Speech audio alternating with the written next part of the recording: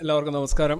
ആദ്യമായി ഇവിടെ ഇത്രയും വളരെ പോഷായിട്ടുള്ള ഒരു സദസ്സിൽ പോഷോ എന്നൊരു പരിപാടി അവതരിപ്പിക്കാനായി എനിക്ക് അവസരം തന്ന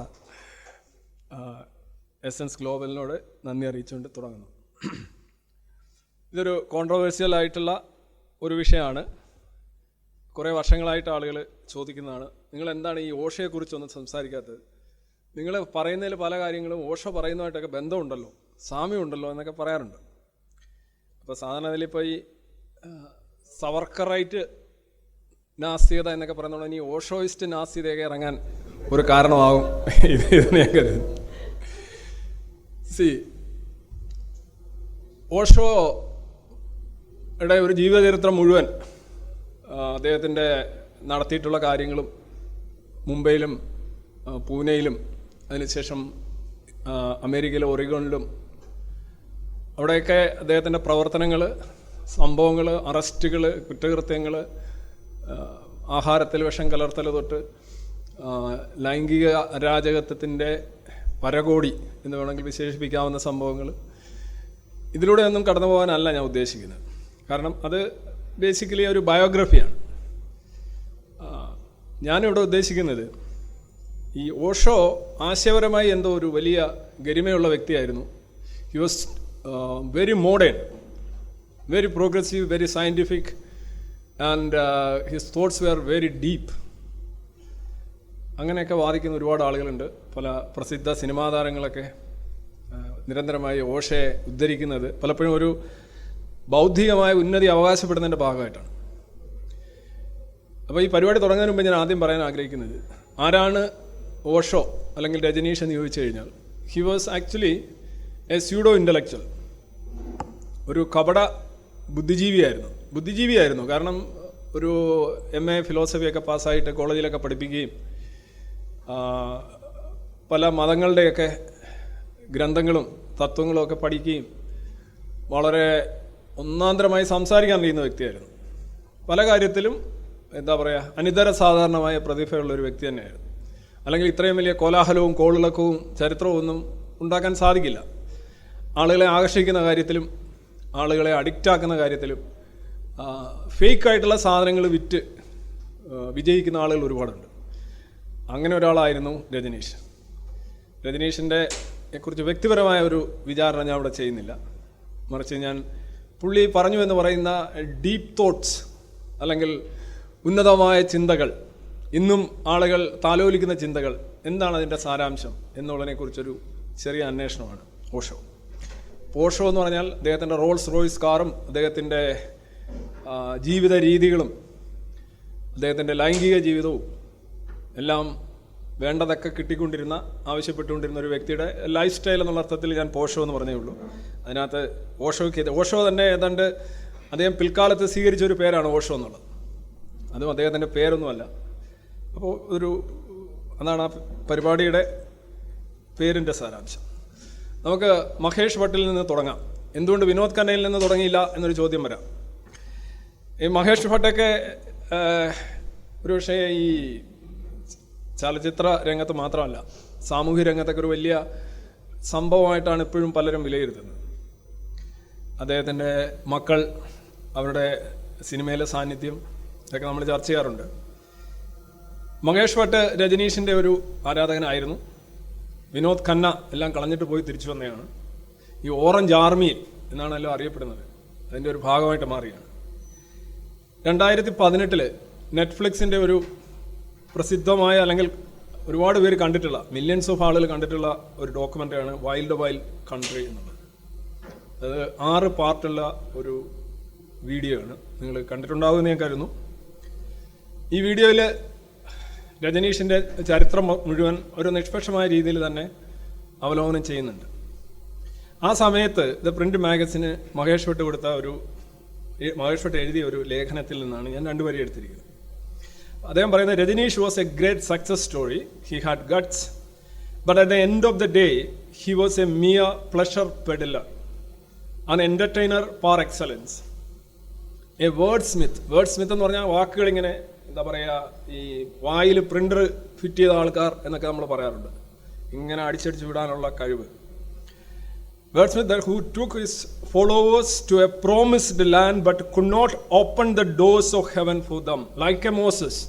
മോസസും ഇങ്ങനെയാണ് ആളുകളെ ഇങ്ങനെ എലികളെ എല്ലാം ഫ്ലൂട്ട് ഊതി ആളുകളെ ഇങ്ങനെ കൊണ്ടുപോയി കടലിൽ കൊണ്ടുവന്ന് ചാടിക്കുന്ന ആളുകളുണ്ടല്ലോ. അതേപോലെ തൻ്റെ അനുയായികളെ കൊണ്ടുപോയി സ്വർഗത്തിനടുത്തെത്തിച്ചു. പക്ഷെ ആ കഥകൾ തുറന്നു കൊടുക്കാൻ അദ്ദേഹത്തിന് സാധിച്ചില്ല. ആളുകളും കൊഞ്ഞാട്ടയായി, പുള്ളിയും കൊഞ്ഞാട്ടയായി എന്നുള്ളതാണ്. എല്ലാ പ്രവാചകന്മാരും അങ്ങനെയായിരുന്നു. ആരും അവർ പറഞ്ഞ കാര്യം നിറവേറ്റിയിട്ടില്ല. Whether it is Jesus or Moses or whatever is, എല്ലാവരും ഇങ്ങനെയായിരുന്നു. വാഗ്ദാനങ്ങളുടെ ഒരു പെരുമഴ അവരുടെ ജീവിത കാലഘട്ടത്തിൽ അവർക്ക് ഒരുപാട് അംഗീകാരവും സ്വീകാര്യത ഉണ്ടാക്കിയിട്ടുണ്ട്. പക്ഷെ അവരാരും തന്നെ ആ ഹരണക്രിയ പൂർണ്ണമായും ചെയ്തിട്ടില്ല. ആ ചെയ്യാതിരുന്നത് പലപ്പോഴും ഈ ഉപ്പ് തിന്നിട്ട് വെള്ളം ദാഹിക്കുന്ന മനുഷ്യരെ പോലെ ഈ അനുയായികൾ വീണ്ടും അവരുടെ പുറകെ പോകാനും അവരുടെ ഗ്രന്ഥങ്ങൾ വായിക്കാനും അവരുടെ ആശയങ്ങൾ തൂരാനും കാരണമായിട്ട് വരുന്നുണ്ട്. സോ അദ്ദേഹം അതിന് കാരണമായിട്ട് പറയുന്നത്, there is a need in people to look for spiritual solace. Gurus play a social role and so do the prostitute.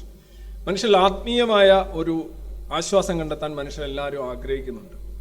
ഈ ഗുരൂസ് എന്ന് പറയുന്ന ടീം അവർ ആ ഒരു ഗ്യാപ്പ് ഫില്ല് ചെയ്യുകയാണ് ചെയ്യുന്നത്. ഇത് തന്നെയാണ് അഭിസാരികൾ, ലൈംഗിക തൊഴിലാളികളും ചെയ്യുന്നത്. ഒരു ആവേശത്തിന് ഒരു ആശ്വാസം ഉണ്ടാക്കുന്നു, ഒരു വിക്ഷോഭത്തിന് ഒരു ശാന്തി ഉണ്ടാക്കുന്നു. എന്തോ ഒന്ന് നിങ്ങളിലുണ്ട്, അതിനൊരു പരിഹാരം അയാളിലുണ്ട്. അതൊരു അഭിസാരികയാണെങ്കിലും കൊള്ളാം, ഒരു ഗുരു ആണെങ്കിലും കൊള്ളാം എന്നാണ് മഹേഷ് ഭട്ട് പറയുന്നത്. Seeing God himself handcuffed and stripped of his regal robes may have filled people with delight. But to me, those images were a confirmation that if you dare to cross swords with the swashbuckling state of America, it would do everything in the book to humiliate and beat you to pulp. എല്ലാവരും രജനീഷിൻ്റെ കയ്യിൽ വിലങ്ങൊക്കെ അണിയിച്ചുകൊണ്ട് പോകുന്ന രംഗം കണ്ട് സന്തോഷിക്കുന്ന ഒരുപാട് പേരുണ്ടാകാം. പക്ഷെ ഞാനങ്ങനെ അതിനെ കാണുന്നില്ല. മറിച്ച് അമേരിക്കൻ സ്റ്റേറ്റുമായി ആരെങ്കിലും ഏറ്റുമുട്ടിക്കഴിഞ്ഞാൽ നിങ്ങളെ അക്ഷരാർത്ഥത്തിൽ തൊലിയുരിച്ച് അപമാനിച്ച് നശിപ്പിക്കാൻ അതിന് കഴിയും എന്നുള്ളതാണ് ഞാൻ രജനീഷിൻ്റെ ആ വീഴ്ചയിൽ കാണുന്നത് എന്നാണ് പറയുന്നത്. അപ്പോൾ ഹി വാസ് ഒരു ഡിസൈപ്പിളായിരുന്നു, ഒരു അഡ്മയർ ആയിരുന്നു, ഒരു ഭക്തായിരുന്നു. ഇപ്പോൾ അങ്ങനെയല്ല, രജനീഷ് ഫിൽട്ടർ ഔട്ട് ആയി. അപ്പോൾ അതിനെക്കുറിച്ച് അദ്ദേഹം മൊത്തത്തിൽ പറയണം. അമേരിക്കൻ സ്റ്റേറ്റാണ് ശരിക്കും രജനീഷിനെ നശിപ്പിച്ചത് എന്നുള്ള അർത്ഥത്തിലാണ്. ഞാൻ ബയോഗ്രഫിയിലേക്ക് പോകുന്നില്ല, ബട്ട് സ്റ്റിൽ ഇതാണ്. എനിക്കറിയാം, അവസാനം രജനീഷ് അമേരിക്കയിലെ ഒറിഗോണിൽ നിന്ന് പുറത്താകുന്നത് ഈ ഷീല എന്ന് പറയുന്ന വ്യക്തി ഈ അടുത്തിടെയൊക്കെ മാതൃഭൂമി ആഴ്ചപ്പതിപ്പിൻ്റെ ഞായറാഴ്ചത്തെ ഞായറാഴ്ച പേജ് ഒരെണ്ണമുണ്ട്. അതിനകത്തൊരു ഫുൾ പേജ് ഇൻ്റർവ്യൂ ഒക്കെ അവരെ നിങ്ങൾ കണ്ടിട്ടുണ്ടാകും. 2 ആഴ്ചയേ ഉള്ളൂ. ഞാനതെടുത്ത് എൻ്റെ ബാഗിൽ വെച്ചിട്ടുണ്ട്. അപ്പോൾ അതിൽ ഇവരായിരുന്നു ഇവരെ സെക്രട്ടറി, രണ്ടാം സെക്രട്ടറി. അതിന് മുന്നേ ഒരു ലക്ഷ്മി എന്ന് പറയുന്ന വേറെ ഒരു സ്ത്രീയായിരുന്നു. അങ്ങനെ സെക്രട്ടറിമാർ വളരെ ഇമ്പോർട്ടൻ്റ് ആയിരുന്നു ഇദ്ദേഹത്തിൻ്റെ ലൈഫ്. ഇവരാണ് അമേരിക്കയിലേക്കുള്ള എല്ലാ കാര്യങ്ങളും സെറ്റിൽ ചെയ്യുന്നത്. അവിടെ നിരവധി കേസുകളിൽ ഇദ്ദേഹം പെടുന്നുണ്ട്. ഒന്നാമത് വളരെ കുറച്ച് ആളുകൾ മാത്രം താമസിക്കുന്ന ഒരു പർവ്വത പ്രദേശം അല്ലെങ്കിൽ ഒരു മൊട്ടക്കുന്നുകളൊക്കെ നിന്ന ഒരു സ്ഥലത്താണ് ഈ പൂനെയിലെ ആശ്രമം. അതേതാണ്ട് 20,000-നും 30,000-നും ഇടയ്ക്ക് ആളുകൾ വന്നു പോയിക്കൊണ്ടിരുന്ന ഒരു ആശ്രമം മൂടോടെ പിഴുത് 745-750 പേരുടെ വിസയൊക്കെ റെഡിയാക്കിയാണ് പുള്ളി ഈ ഒറിഗോൺ എന്ന് പറയുന്ന അമേരിക്കയിലെ ഒരു സംസ്ഥാനത്ത് പോകുന്നത്. ആൻഡലോപ്പ് എന്നാണ് അതിൻ്റെ പേര്, ആ സ്ഥലത്തിൻ്റെ പേര്. ആൻഡലോപ്പ് എന്ന് പറഞ്ഞാൽ അറിയാലോ, ഒരു മാനാണ്. അപ്പോൾ അവിടെ എല്ലാത്തിലും ഇടപെടുന്ന ആളുകളൊക്കെ അമ്പരൊക്കെ, എവിടെ നിന്ന് ഈ കുറേ ആളുകൾ വരുന്നു, എല്ലാവരും ഓറഞ്ച് വസ്ത്രവുമായിട്ട് ഇങ്ങനെ നടക്കുന്നു. ഇങ്ങനെ പറന്ന് ഓവാൽ മോഡൽ ഇങ്ങനെ പോകുന്നു. ആളുകൾ അവിടെ കുറച്ചേ ഉള്ളൂ. പിന്നീട് ആളുകൾ കൂടാൻ തുടങ്ങി, ഓരോരോ കാര്യങ്ങൾ കൊണ്ടുവന്ന് സ്ഥാപിക്കുന്നു, ടെൻറ്റുകൾ കെട്ടുന്നു, കൺസ്ട്രക്ഷൻ നടക്കുന്നു. ഇതൊരു അത്ഭുതം തന്നെയാണ് യഥാർത്ഥത്തിൽ. ആളുകൾക്കൊരു ക്ലൂ ഇല്ല. 81 മുതൽ 85 വരെയാണ് ഒറിഗോണിൽ, 71 മുതൽ 74 വരെയാണ് മുംബൈയിൽ, 74 മുതൽ 81 വരെ പൂന, 81 to 85 ഒറിഗോൺ അമേരിക്കയിൽ. എന്നാലോചിച്ച് ഒരു സാമ്രാജ്യം, ഒരു ആത്മീയ സാമ്രാജ്യമൊക്കെ അതേപടി പൊക്കി എടുത്തുകൊണ്ടുവന്ന് അമേരിക്കയിലൊക്കെ സ്ഥാപിക്കുക എന്ന് പറഞ്ഞു കഴിഞ്ഞാൽ അതിനെന്തുമാത്രം പൈസ വേണം. നമ്മൾ ഒരു വിസയൊക്കെ എടുക്കാനായിട്ട്, നമ്മുടെ ജോസഫ് സാറിനൊക്കെ അറിയാം, ഒരു വിസ എടുക്കാനായിട്ടൊക്കെ എന്ത് ബുദ്ധിമുട്ടാണ് ഇന്നത്തെ കാലഘട്ടം അല്ലേ. അവിടെയാണ് ഈ 750 പേരുടെ വിസ. എന്തിനാണെന്ന് ചോദിച്ചു കഴിഞ്ഞാൽ ഒന്നുമില്ല, ഓരോരോ കാരണങ്ങളുണ്ടാക്കും. ഈ ഇമിഗ്രേഷൻ ഫ്രോഡിന് രജനീഷ് അറസ്റ്റിലാവുന്നത് ഇമിഗ്രേഷൻ ഫ്രോഡിനാണ് ശരിക്കും. പക്ഷേ ഈ മാഷീല അവർ 37 മാസത്തോളം കണ്ട് ജയിലിൽ കിടന്നിട്ടുണ്ട്. അവർ ചെയ്ത ഒരു കുറ്റം ഭയങ്കര രസമാണ്. അവിടെ ഈ ആൻഡലോപ്പ് എന്ന് പറയുന്ന സ്ഥലത്ത് അവിടെയുള്ള പ്രവിശ്യയിലുള്ള ചില വോട്ടെടുപ്പുകളിൽ അവർ ജയിച്ചിട്ട് ഇവരവിടെ അങ്ങ് ആധിപത്യം സ്ഥാപിക്കുകയാണ്. നമ്മളിവിടെ കോളനികളൊക്കെ ഉണ്ടാക്കുന്നുണ്ട്. എന്നിട്ട് തൊട്ടടുത്ത് കഴിഞ്ഞ വേറൊരു കൗണ്ടി ഇലക്ഷൻ വന്നപ്പം ആ 2 കൗണ്ടി പിടിക്കാനായിട്ട് അവിടെയുള്ള ആളുകൾ അന്ന് പോയി വോട്ട് ചെയ്യാതിരിക്കാനായിട്ട് അവരുടെ ആഹാരത്തിന് മയക്കുമരുന്ന്, ഒരു ബാക്ടീരിയ, സാൽമണല്ലോ എന്ന് പറയുന്ന ഒരു ബാക്ടീരിയ കലർത്തി അവിടെയുള്ള റെസ്റ്റോറൻറ്റുകളിലെല്ലാം ചെന്നിട്ട് രജനീഷ് ഭക്തന്മാർ ഈ പൊടി അതിനകത്തിട്ടു. ഇവർ ആഹാരം കഴിച്ച് വീട്ടിൽ ഇളവി നാശമായിട്ട് കിടന്നന്ന് വോട്ട് ചെയ്യാൻ പോയില്ല. ഇതാണൊരു കേസ്. ഇങ്ങനെ പല പല കേസുകളാണ്. ഇമിഗ്രേഷൻ പോയ്സണിങ്, പിന്നെ വയർ ടാപ്പിംഗ് എന്ന് വേണ്ട. എന്തായാലും ഇവർ ഒരു സ്വിറ്റ്സർലൻഡ് പൗരയാണ്, ഇന്ത്യൻ നാഷണാലിറ്റിയാണ്, ഗുജറാത്തുകാരിയാണ്, ഒരു ബെൻ പട്ടേലാണ്, മാഷീല എന്നറിയപ്പെടുന്നു. 2 വിദേശികളായിട്ടുള്ള ഹസ്ബൻഡ്സ് ഉണ്ടായിരുന്നു. എന്നാലും വളരെ അവരിപ്പോഴും ഇൻ്റർവ്യൂ ഒക്കെ കൊടുക്കുന്നുണ്ട്. ഈ അടുത്തിടെയും ഞാൻ കണ്ടിരുന്നു. ഈ 90 ഓസ്ട്രേലിയയുടെ 60 മിനിറ്റ്സ് എന്ന് പറഞ്ഞാൽ അതിനകത്തുണ്ട്. എല്ലാവരും നിങ്ങൾ യൂട്യൂബിൽ ചെന്ന് കഴിഞ്ഞാൽ ഇപ്പോൾ ഇവരെ ഇൻ്റർവ്യൂ ആണ് ഇപ്പോൾ ഒരു സംഗതി. മാഷില്ല, ഇവർ രക്ഷപ്പെട്ടു വരുന്നു. ഇവരെ തള്ളി പറഞ്ഞു രജനീഷ് ഒരു ഘട്ടത്തിൽ തള്ളി പറഞ്ഞിട്ട് ഇവരിപ്പോഴും പറഞ്ഞുകൊണ്ട് നടക്കുന്നത് സീല സീല എന്ന് രജനീഷ് വിളിക്കുന്നു. ആ വിളി കേൾക്കാനായി ഞാൻ കാത്തിരിക്കുന്നു. അതുകൊണ്ട് പുള്ളി ഇപ്പോൾ വിളിക്കുന്നില്ല, പുള്ളി ചത്തുപോയി. അതുകൊണ്ട് ഞാൻ ആ വിളി സ്വയം ഉണ്ടാക്കി കേൾക്കുന്നു. അല്ലേ, അതാണ് ഭക്തൻ്റെ ഒരു ഞാനേ കേട്ടുള്ളൂ, ഞാൻ മാത്രമേ കേട്ടുള്ളൂ എന്ന് പറയുന്ന ഒരു സംഗതി ഉണ്ടാക്കുന്നത്. ആ വിളികളും കാഴ്ചകളും അനുഭവങ്ങളും ഒക്കെ നമ്മൾ ഉണ്ടാക്കുകയാണ്. നമുക്ക് നിസ്സാരമായിട്ട് കഴിയുന്നൊരു കാര്യമാണ്. നമ്മളെപ്പോഴും ഏത് മാനസികാവസ്ഥയിലാണോ ആയിത്തീരാൻ ആഗ്രഹിക്കുന്നത് അത് കൃത്രിമമായി ഉണ്ടാക്കുക അല്ലെങ്കിൽ പുറത്തുണ്ടാക്കുക. ഈ 2 കാര്യങ്ങളാണ് നമ്മൾ എപ്പോഴും ചെയ്യാൻ മുതിരുന്നത്. പുറത്തുണ്ടാക്കാൻ ഇച്ചിരി ബുദ്ധിമുട്ടാണ്. അതുകൊണ്ട് നമ്മൾ അകത്തുണ്ടാക്കും. ഈ അകത്തുണ്ടാക്കുന്നതിലൂടെ പുറത്തില്ലാത്തതിൻ്റെ വേദന നമ്മൾ മറക്കും. ഇത് മനുഷ്യൻ്റെ ഒരു സോഫ്റ്റ്വെയർ ആണ്, അടിസ്ഥാനപരമായ സോഫ്റ്റ്വെയർ ആണ്. അങ്ങനെയാണ് നമ്മളുടെ ഭാവനാ സാമ്രാജ്യങ്ങളെല്ലാം ഉണ്ടാകുന്നത്. 64,000 ഏക്കർ സ്ഥലമാണ് അവിടെ വാങ്ങിച്ചത്. ഇത്രയും പേരെയൊക്കെ കടത്തി അവിടെ കൊണ്ട് എന്ന് ഈ ഇങ്ങനൊരു സംഗതിയൊക്കെ ഉണ്ടാക്കുന്നതിൽ ഇവരുടെ പങ്ക് വളരെ വലുതാണ്. ഒരു ഓർഗനൈസർ എന്നൊക്കെ പറഞ്ഞു കഴിഞ്ഞാൽ ലോകത്തെ നമ്പർ 1 ഓർഗനൈസറാണ് ഈ മാഷീല എന്നൊക്കെ ചില വിലയിരുത്താറുണ്ട്, നിഷ്പക്ഷമായിട്ട് തന്നെ. അന്ന് ഇവർ ഈ കൊടുത്ത ഈ ഫുഡ് പോയ്സണിങ്ങിൽ തന്നെ 70,000 ആളുകളാണ് അസുഖം പിടിച്ച് വീട്ടിൽ കിടന്നിട്ട് വോട്ട് ചെയ്യാൻ പോകുമായിരുന്നു. അത് പിന്നീട് കണ്ടെത്തുണ്ടായി. അപ്പോൾ വേണമെങ്കിൽ ഇപ്പോൾ ഇലക്ഷനൊക്കെ വരുന്ന സമയമാണ്, ഒരു നിയോജകമണ്ഡലത്തിലുള്ള മുഴുവൻ ആളുകളെയും നിങ്ങൾക്ക് അന്ന് വോട്ട് ചെയ്യിപ്പിക്കാതിരിക്കാൻ ഇങ്ങനെയൊക്കെയുള്ള ചിലത് സാധിക്കും എന്നുള്ളതാണ്. എന്തായിരുന്നു ഈ അവിടെയൊക്കെ നടന്നുകൊണ്ടിരുന്നത്? പൂനെയിലായാലും പുള്ളി ഭയങ്കര ഒറേഷ്യസ് റീഡറായിരുന്നു, സംശയമൊന്നുമില്ല. BA പാസ്സായി, ജബൽപൂരുകാരനായിരുന്നു, മധ്യപ്രദേശുകാരനായിരുന്നു.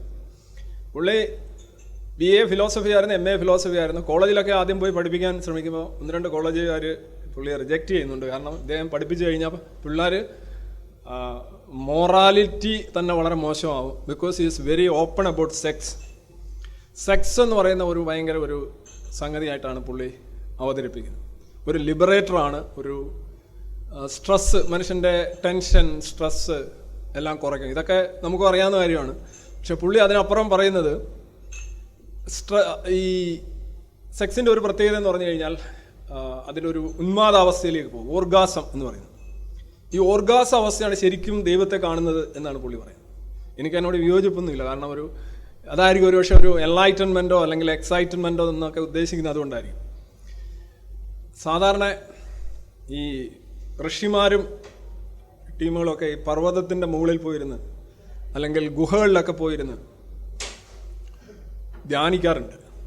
ധ്യാനിച്ചിട്ട് ഒരു ഘട്ടം കഴിയുമ്പോൾ അവർക്ക് എൻലൈറ്റൻമെൻറ്റ് ഉണ്ടായി എന്ന് പറയാറുണ്ട്. നമ്മൾ പറയുന്ന എൻലൈറ്റൻമെൻറ്റും ഈ സാധാരണ ഇന്ത്യയിൽ ആളുകൾ പറയുന്ന എൻലൈറ്റൻമെൻറ്റും രണ്ടാണ് കേട്ടോ.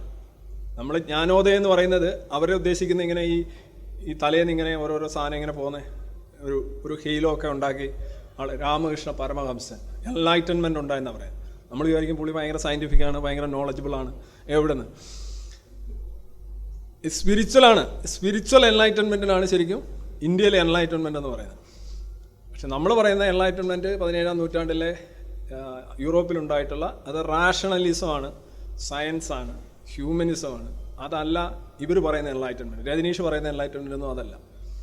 ഇതിൻ്റെ ഒരു തിയറി പറയുകയാണെങ്കിൽ ബുദ്ധൻ പോയി ഒരു വൃക്ഷത്തിൻ്റെ ചുവട്ടിൽ പോയിരിക്കുന്നു.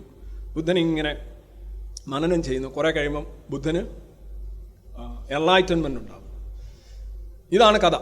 അതിന് മുന്നേ ആളുകൾക്ക് ഉണ്ടായിട്ടുണ്ടാവും. കാര്യം വെച്ചാൽ നിങ്ങൾ ഈ ലോകം മുഴുവൻ നടന്ന് കഷ്ടപ്പെട്ട് പഠിച്ചെടുക്കുന്ന കാര്യങ്ങളെല്ലാം ഒരു വൃക്ഷത്തിൻ്റെ ചുവട്ടിലിരുന്ന് ചിന്തിച്ച് പെട്ടെന്ന് ഒരൊറ്റ ഡോസ്, ഒരു ക്യാപ്സൂളിലൂടെ നിങ്ങൾക്ക് അതിനേക്കാൾ അതീതമായ ജ്ഞാനം വരികയാണ്. അതാണ് ഇൻറ്റ്യൂഷൻ എന്ന് പറയുന്ന ഒരു സംഗതിയുടെ ഒരു പ്രത്യേകത. അത് ട്യൂഷൻ പോലെയല്ല. ട്യൂഷൻ സാധാരണമാണ്, മണ്ടെയിനാണ്, കോമൺ ആണ്, അത് കഷ്ടപ്പാടാണ്, മറക്കുന്നതാണ്. ഇൻറ്റ്യൂഷൻ എന്ന് പറയുന്നത് അങ്ങനെയല്ല, വൈഫൈ കണക്ഷനാണ്. നമ്മൾ കേരള സമൂഹത്തിൽ വളരെ വ്യക്തമായിട്ട് പണ്ടേ പറഞ്ഞിട്ടുള്ളൊരു കാര്യമാണ് ട്യൂഷനും ഇൻറ്റ്യൂഷനും തമ്മിലുള്ള വ്യത്യാസം. ഇദ്ദേഹത്തിന് ഇൻറ്റ്യൂഷൻ ഉണ്ടായി എന്നാണ് പറയുന്നത്. ജബൽപൂർ തന്നെയാണ്, ഏതോ ഒരു വൃക്ഷത്തിൻ്റെ ഏതോ ഒരു വൃക്ഷത്തിൻ്റെ ചുവട്ടിൽ അദ്ദേഹം പോയിരുന്നു. അദ്ദേഹത്തിന് ഇൻറ്റ്യൂഷൻ ഇതുണ്ടായി. അതിനുശേഷം അദ്ദേഹം പറഞ്ഞു, ഞാൻ എൻലൈറ്റൻഡ് ആണ്. എൻലൈറ്റൻഡ് ആയിട്ടുള്ള ആളെന്ന് പറഞ്ഞാൽ വ്യത്യസ്തനായ ഒരാളാണ്, സാധാരണ ആളൊന്നുമല്ല. അതെന്താണെന്ന് എനിക്ക് അവസ്ഥയെന്ന് എനിക്കറിയില്ല. എന്നാലും അപ്പോൾ ഈ പുള്ളി എന്താ ചെയ്തതെന്ന് ചോദിച്ചു കഴിഞ്ഞാൽ, ഞാനൊരു സെറ്റ് ഓഫ് ഫോട്ടോസാണ് എടുത്തിരിക്കുന്നത്. ഇതെല്ലാം ഒരേ ഒരു കാര്യമാണ്. പുള്ളി ആളുകളെ ഹീൽ ചെയ്യുന്ന ദൈവങ്ങൾ ഏതൊക്കെയാണ്? യേശുവിൻ്റെ പരിപാടി ഇതായിരുന്നു, I will heal you and you will feel. അപ്പോൾ ചിലർ കെട്ടിപ്പിടിക്കും, ചിലരുടെ തലയിൽ കൈവെക്കും, ചിലർ പലതും കാണിക്കും, നിങ്ങൾ മാറുകയാണ്. അപ്പോൾ ഇങ്ങനൊരു അവസ്ഥ ഏതൊരു ആൾ ദൈവത്തെ എടുത്തു നോക്കുക. അയാൾ MA പഠിച്ച ആളും കൊള്ളാം, പള്ളിക്കൂടത്തിൽ പോകാത്ത ആളാലും കൊള്ളാം, അവരെല്ലാം ചെയ്യുന്ന ഒരേ കാര്യമായിരിക്കും, ഒരേ ഐറ്റം ആയിരിക്കും പ്ലേ ചെയ്യുന്നത്. ആളുകളെ വൈകാരികമായി കീഴടക്കുക, അഡിക്റ്റഡ് ആവുക, ഒരു ട്രാൻസ് അവസ്ഥയിലേക്ക് ആളുകൾ ഇങ്ങനെ പോവുക. അത് സാധിക്കും, എല്ലാവരെയും സാധിക്കില്ല. ഒരുപക്ഷെ ഇവിടെ ഇരിക്കുന്ന കുറച്ച് പേരെ അല്ലെങ്കിൽ എല്ലാവരെയും തന്നെ സാധിക്കില്ലായിരിക്കാം. പക്ഷേ ഇതൊന്ന് വലുതാകാന്നുണ്ടെങ്കിൽ എനിക്ക് കുറേയധികം ആളുകളെ ഈവൻ പ്രാക്ടീസ് ഇല്ലാതെ തന്നെ ആ ഒരു ലെവലിലേക്ക് കൊണ്ടുവരാൻ കഴിയും. അങ്ങനെ ഒരു പ്രശ്നമുണ്ട് നമുക്ക്. ആ പ്രശ്നം നമ്മൾ അറിയാത്തത് കൊണ്ടാണ് ഈ ആൾ ദൈവങ്ങൾ എങ്ങനെയാണ് ഇത്രയും വലിയ ആളുകളെ ഉണ്ടാക്കുന്നത് എന്നൊക്കെ പലരും അമ്പരക്കുന്നത്. അവർക്ക് വിദ്യാഭ്യാസമില്ല, അവർക്ക് നേരെ സംസാരിക്കാറില്ല, അവർക്ക് കഴിവില്ല, അവർക്ക് കൊത്തയായിരിക്കും, ചിലപ്പോൾ പറയുന്ന വിഡിത്തമായിരിക്കും. പക്ഷേ എങ്ങനെയാണ് ഇത്രയധികം വലിയ വലിയ ആളുകൾ, പ്രധാനമന്ത്രി, പ്രസിഡന്റ്, എഞ്ചിനീയർ, റോക്കറ്റ് വിടുന്നവൻ, റോക്കറ്റ് പിടിക്കുന്നവൻ, എല്ലാം കൂടെ എങ്ങനെ അവരൊക്കെ പോകുന്നതെന്നൊരു ചോദ്യമുണ്ട്. കാര്യം വേറെ ഒരു സംഗതിയുണ്ട്. ഇവിടുന്ന് ഒരു സിഗ്നൽ വിട്ട് കഴിഞ്ഞാൽ അവിടെ ചെന്നത് കറക്റ്റ് റിസീവ് ചെയ്തിട്ട് ഇങ്ങനെ കമ്മ്യൂണിക്കേഷൻ നടക്കുന്ന ഒരു സാധനമുണ്ട് അല്ലേ? ഞാനത് ഉദാഹരണമായിട്ട് പറഞ്ഞു കഴിഞ്ഞാൽ നിങ്ങൾക്ക് മനസ്സിലാവും. ഈ സൗന്ദര്യം എന്ന് പറയുന്ന ഒരു സാധനം. ഇപ്പോൾ നിങ്ങൾ ഒരിടത്ത് നിൽക്കുമ്പോൾ നിങ്ങൾക്ക് ദൂരെ നിൽക്കുന്ന നിങ്ങളുടെ എതിർ ലിംഗത്തിൽപ്പെട്ട ഒരാളെ കാണുന്നു, നിങ്ങൾക്ക് താല്പര്യം ഉണ്ടാവും. അയാൾ ആരാന്നറിയില്ല. അയാൾ ചിലപ്പോൾ ഒരു കൊലപാതകയായിരിക്കാം, ഒരു റേപ്പിസ്റ്റ് ആയിരിക്കാം, ഒരു ചതിയനായിരിക്കാം. പക്ഷേ കണ്ടു കഴിഞ്ഞാൽ നല്ല സൗന്ദര്യം, നല്ല കട്ടയാണ്, സെക്ഷുവലി അട്രാക്റ്റീവാണ്. അവിടെ ഒരു കാര്യം നടക്കും, you will be attracted to that person. അത് പുരുഷനാണെങ്കിലും സ്ത്രീ ആണെങ്കിലും. നിങ്ങളുടെ വിദ്യാഭ്യാസം പ്രശ്നമല്ല, നിങ്ങളുടെ അത് പ്രശ്നമല്ല, ഇത് പ്രശ്നമല്ല, നിങ്ങളുടെ ട്രാക്ക് റെക്കോർഡ് പ്രശ്നമല്ല, ആൻറ്റസിഡൻസ്, പ്രസിഡൻസ് ഒന്നും പ്രശ്നമല്ല. അവിടെ ഒരു ബന്ധമായി കഴിഞ്ഞു. അതേപോലൊരു ബന്ധമാണ് ഇവിടെ വരുന്നത്. അതുകൊണ്ടാണ് ഈ അമൃതാനന്ദമയിക്കും വിജയിക്കാൻ കഴിയുന്നത്. രജനീഷിന് മാത്രമല്ലല്ലോ വിജയിക്കാൻ കഴിയുന്നത്, അമൃതാനന്ദമയിക്കും വിജയിക്കാൻ കഴിയുന്നുണ്ട്. അമൃതാനന്ദമയി കെട്ടിപ്പിടിക്കുമ്പോഴും ആളുകൾ ഇങ്ങനെ കരഞ്ഞു കണ്ണുനീരാവുകയാണ്. So there is something. ഇതാണ് ഇവർ പറയുന്നത്, ഇത് എന്താ പറയുക, സ്പിരിച്വൽ ആണ് എന്ന് പറയുന്നത്. സോ ഇവിടെ ഇതെല്ലാം ചെയ്യുന്ന ഇതൊരു കാര്യമാണ്. അമൃതാനന്ദമയി ആയാലും രജനീഷ് ആയാലും ചെയ്തുകൊണ്ടിരുന്നത് അവർ കോൺസ്റ്റൻ്റ്ലി റീബ്രാൻഡ് ചെയ്തുകൊണ്ടിരുന്നു. അമൃതാനന്ദമയി എന്താണ് ചെയ്തത്? ആദ്യം അത്ഭുത കഥകൾ ആദ്യം പറഞ്ഞു, അമ്മയുടെ അത്ഭുത കഥകൾ. അമ്മയ്ക്ക് ഉച്ചയ്ക്ക് പരുന്ത് കൊണ്ടുവന്ന് ആഹാരം കൊണ്ടുവന്ന് വെക്കുമായിരുന്നു. മീൻ വാങ്ങിക്കാൻ ചന്തയിൽ പോകേണ്ട, അന്ന് ഫ്രീസറില്ല, ഒന്നുമില്ല, അതുകൊണ്ട് വെട്ടിക്കഴിക്കുക. അതേപോലെ ഒരു കഥകളുടെ ഒരു പുസ്തകം തന്നെ ഉണ്ടായിരുന്നു, 11ഓ 12ഓ എഡിഷൻ തന്നെ. അവിടെ ഇരിക്കുന്ന ഒരു അന്തേവാസി തന്നെ ഇറക്കിയൊരു പുസ്തകം ഉണ്ടായിരുന്നു, മിറക്കിൾസ്. നിങ്ങൾ മിറക്കിൾ ചെയ്യുന്നു, ഞാൻ മിറക്കിൾ ചെയ്യുന്നില്ല. അതാണ് നമ്മൾ തമ്മിലുള്ള വ്യത്യാസം. നമ്മൾ ഈ അസാധാരണമാകണമെങ്കിൽ നമ്മൾ അസാധാരണമായ കാര്യങ്ങൾ ചെയ്യണം, അല്ലെങ്കിൽ നമ്മൾ സാധാരണമായി പോകും. അപ്പോൾ അസാധാരണമാകാനായിട്ട് ഈ ചെയ്യുന്ന കാര്യങ്ങൾ ഒന്നാണ് ഈ മിറക്കിൾസ്. അത് കഴിഞ്ഞിട്ട് ഇപ്പോൾ അമൃതാനന്ദമയും അവരൊരു മിറക്കിളും ചെയ്യുന്നില്ല, മിറക്കിൾ ചെയ്യേണ്ട കാര്യമില്ല, അതിൻ്റെ കാലം കഴിഞ്ഞു.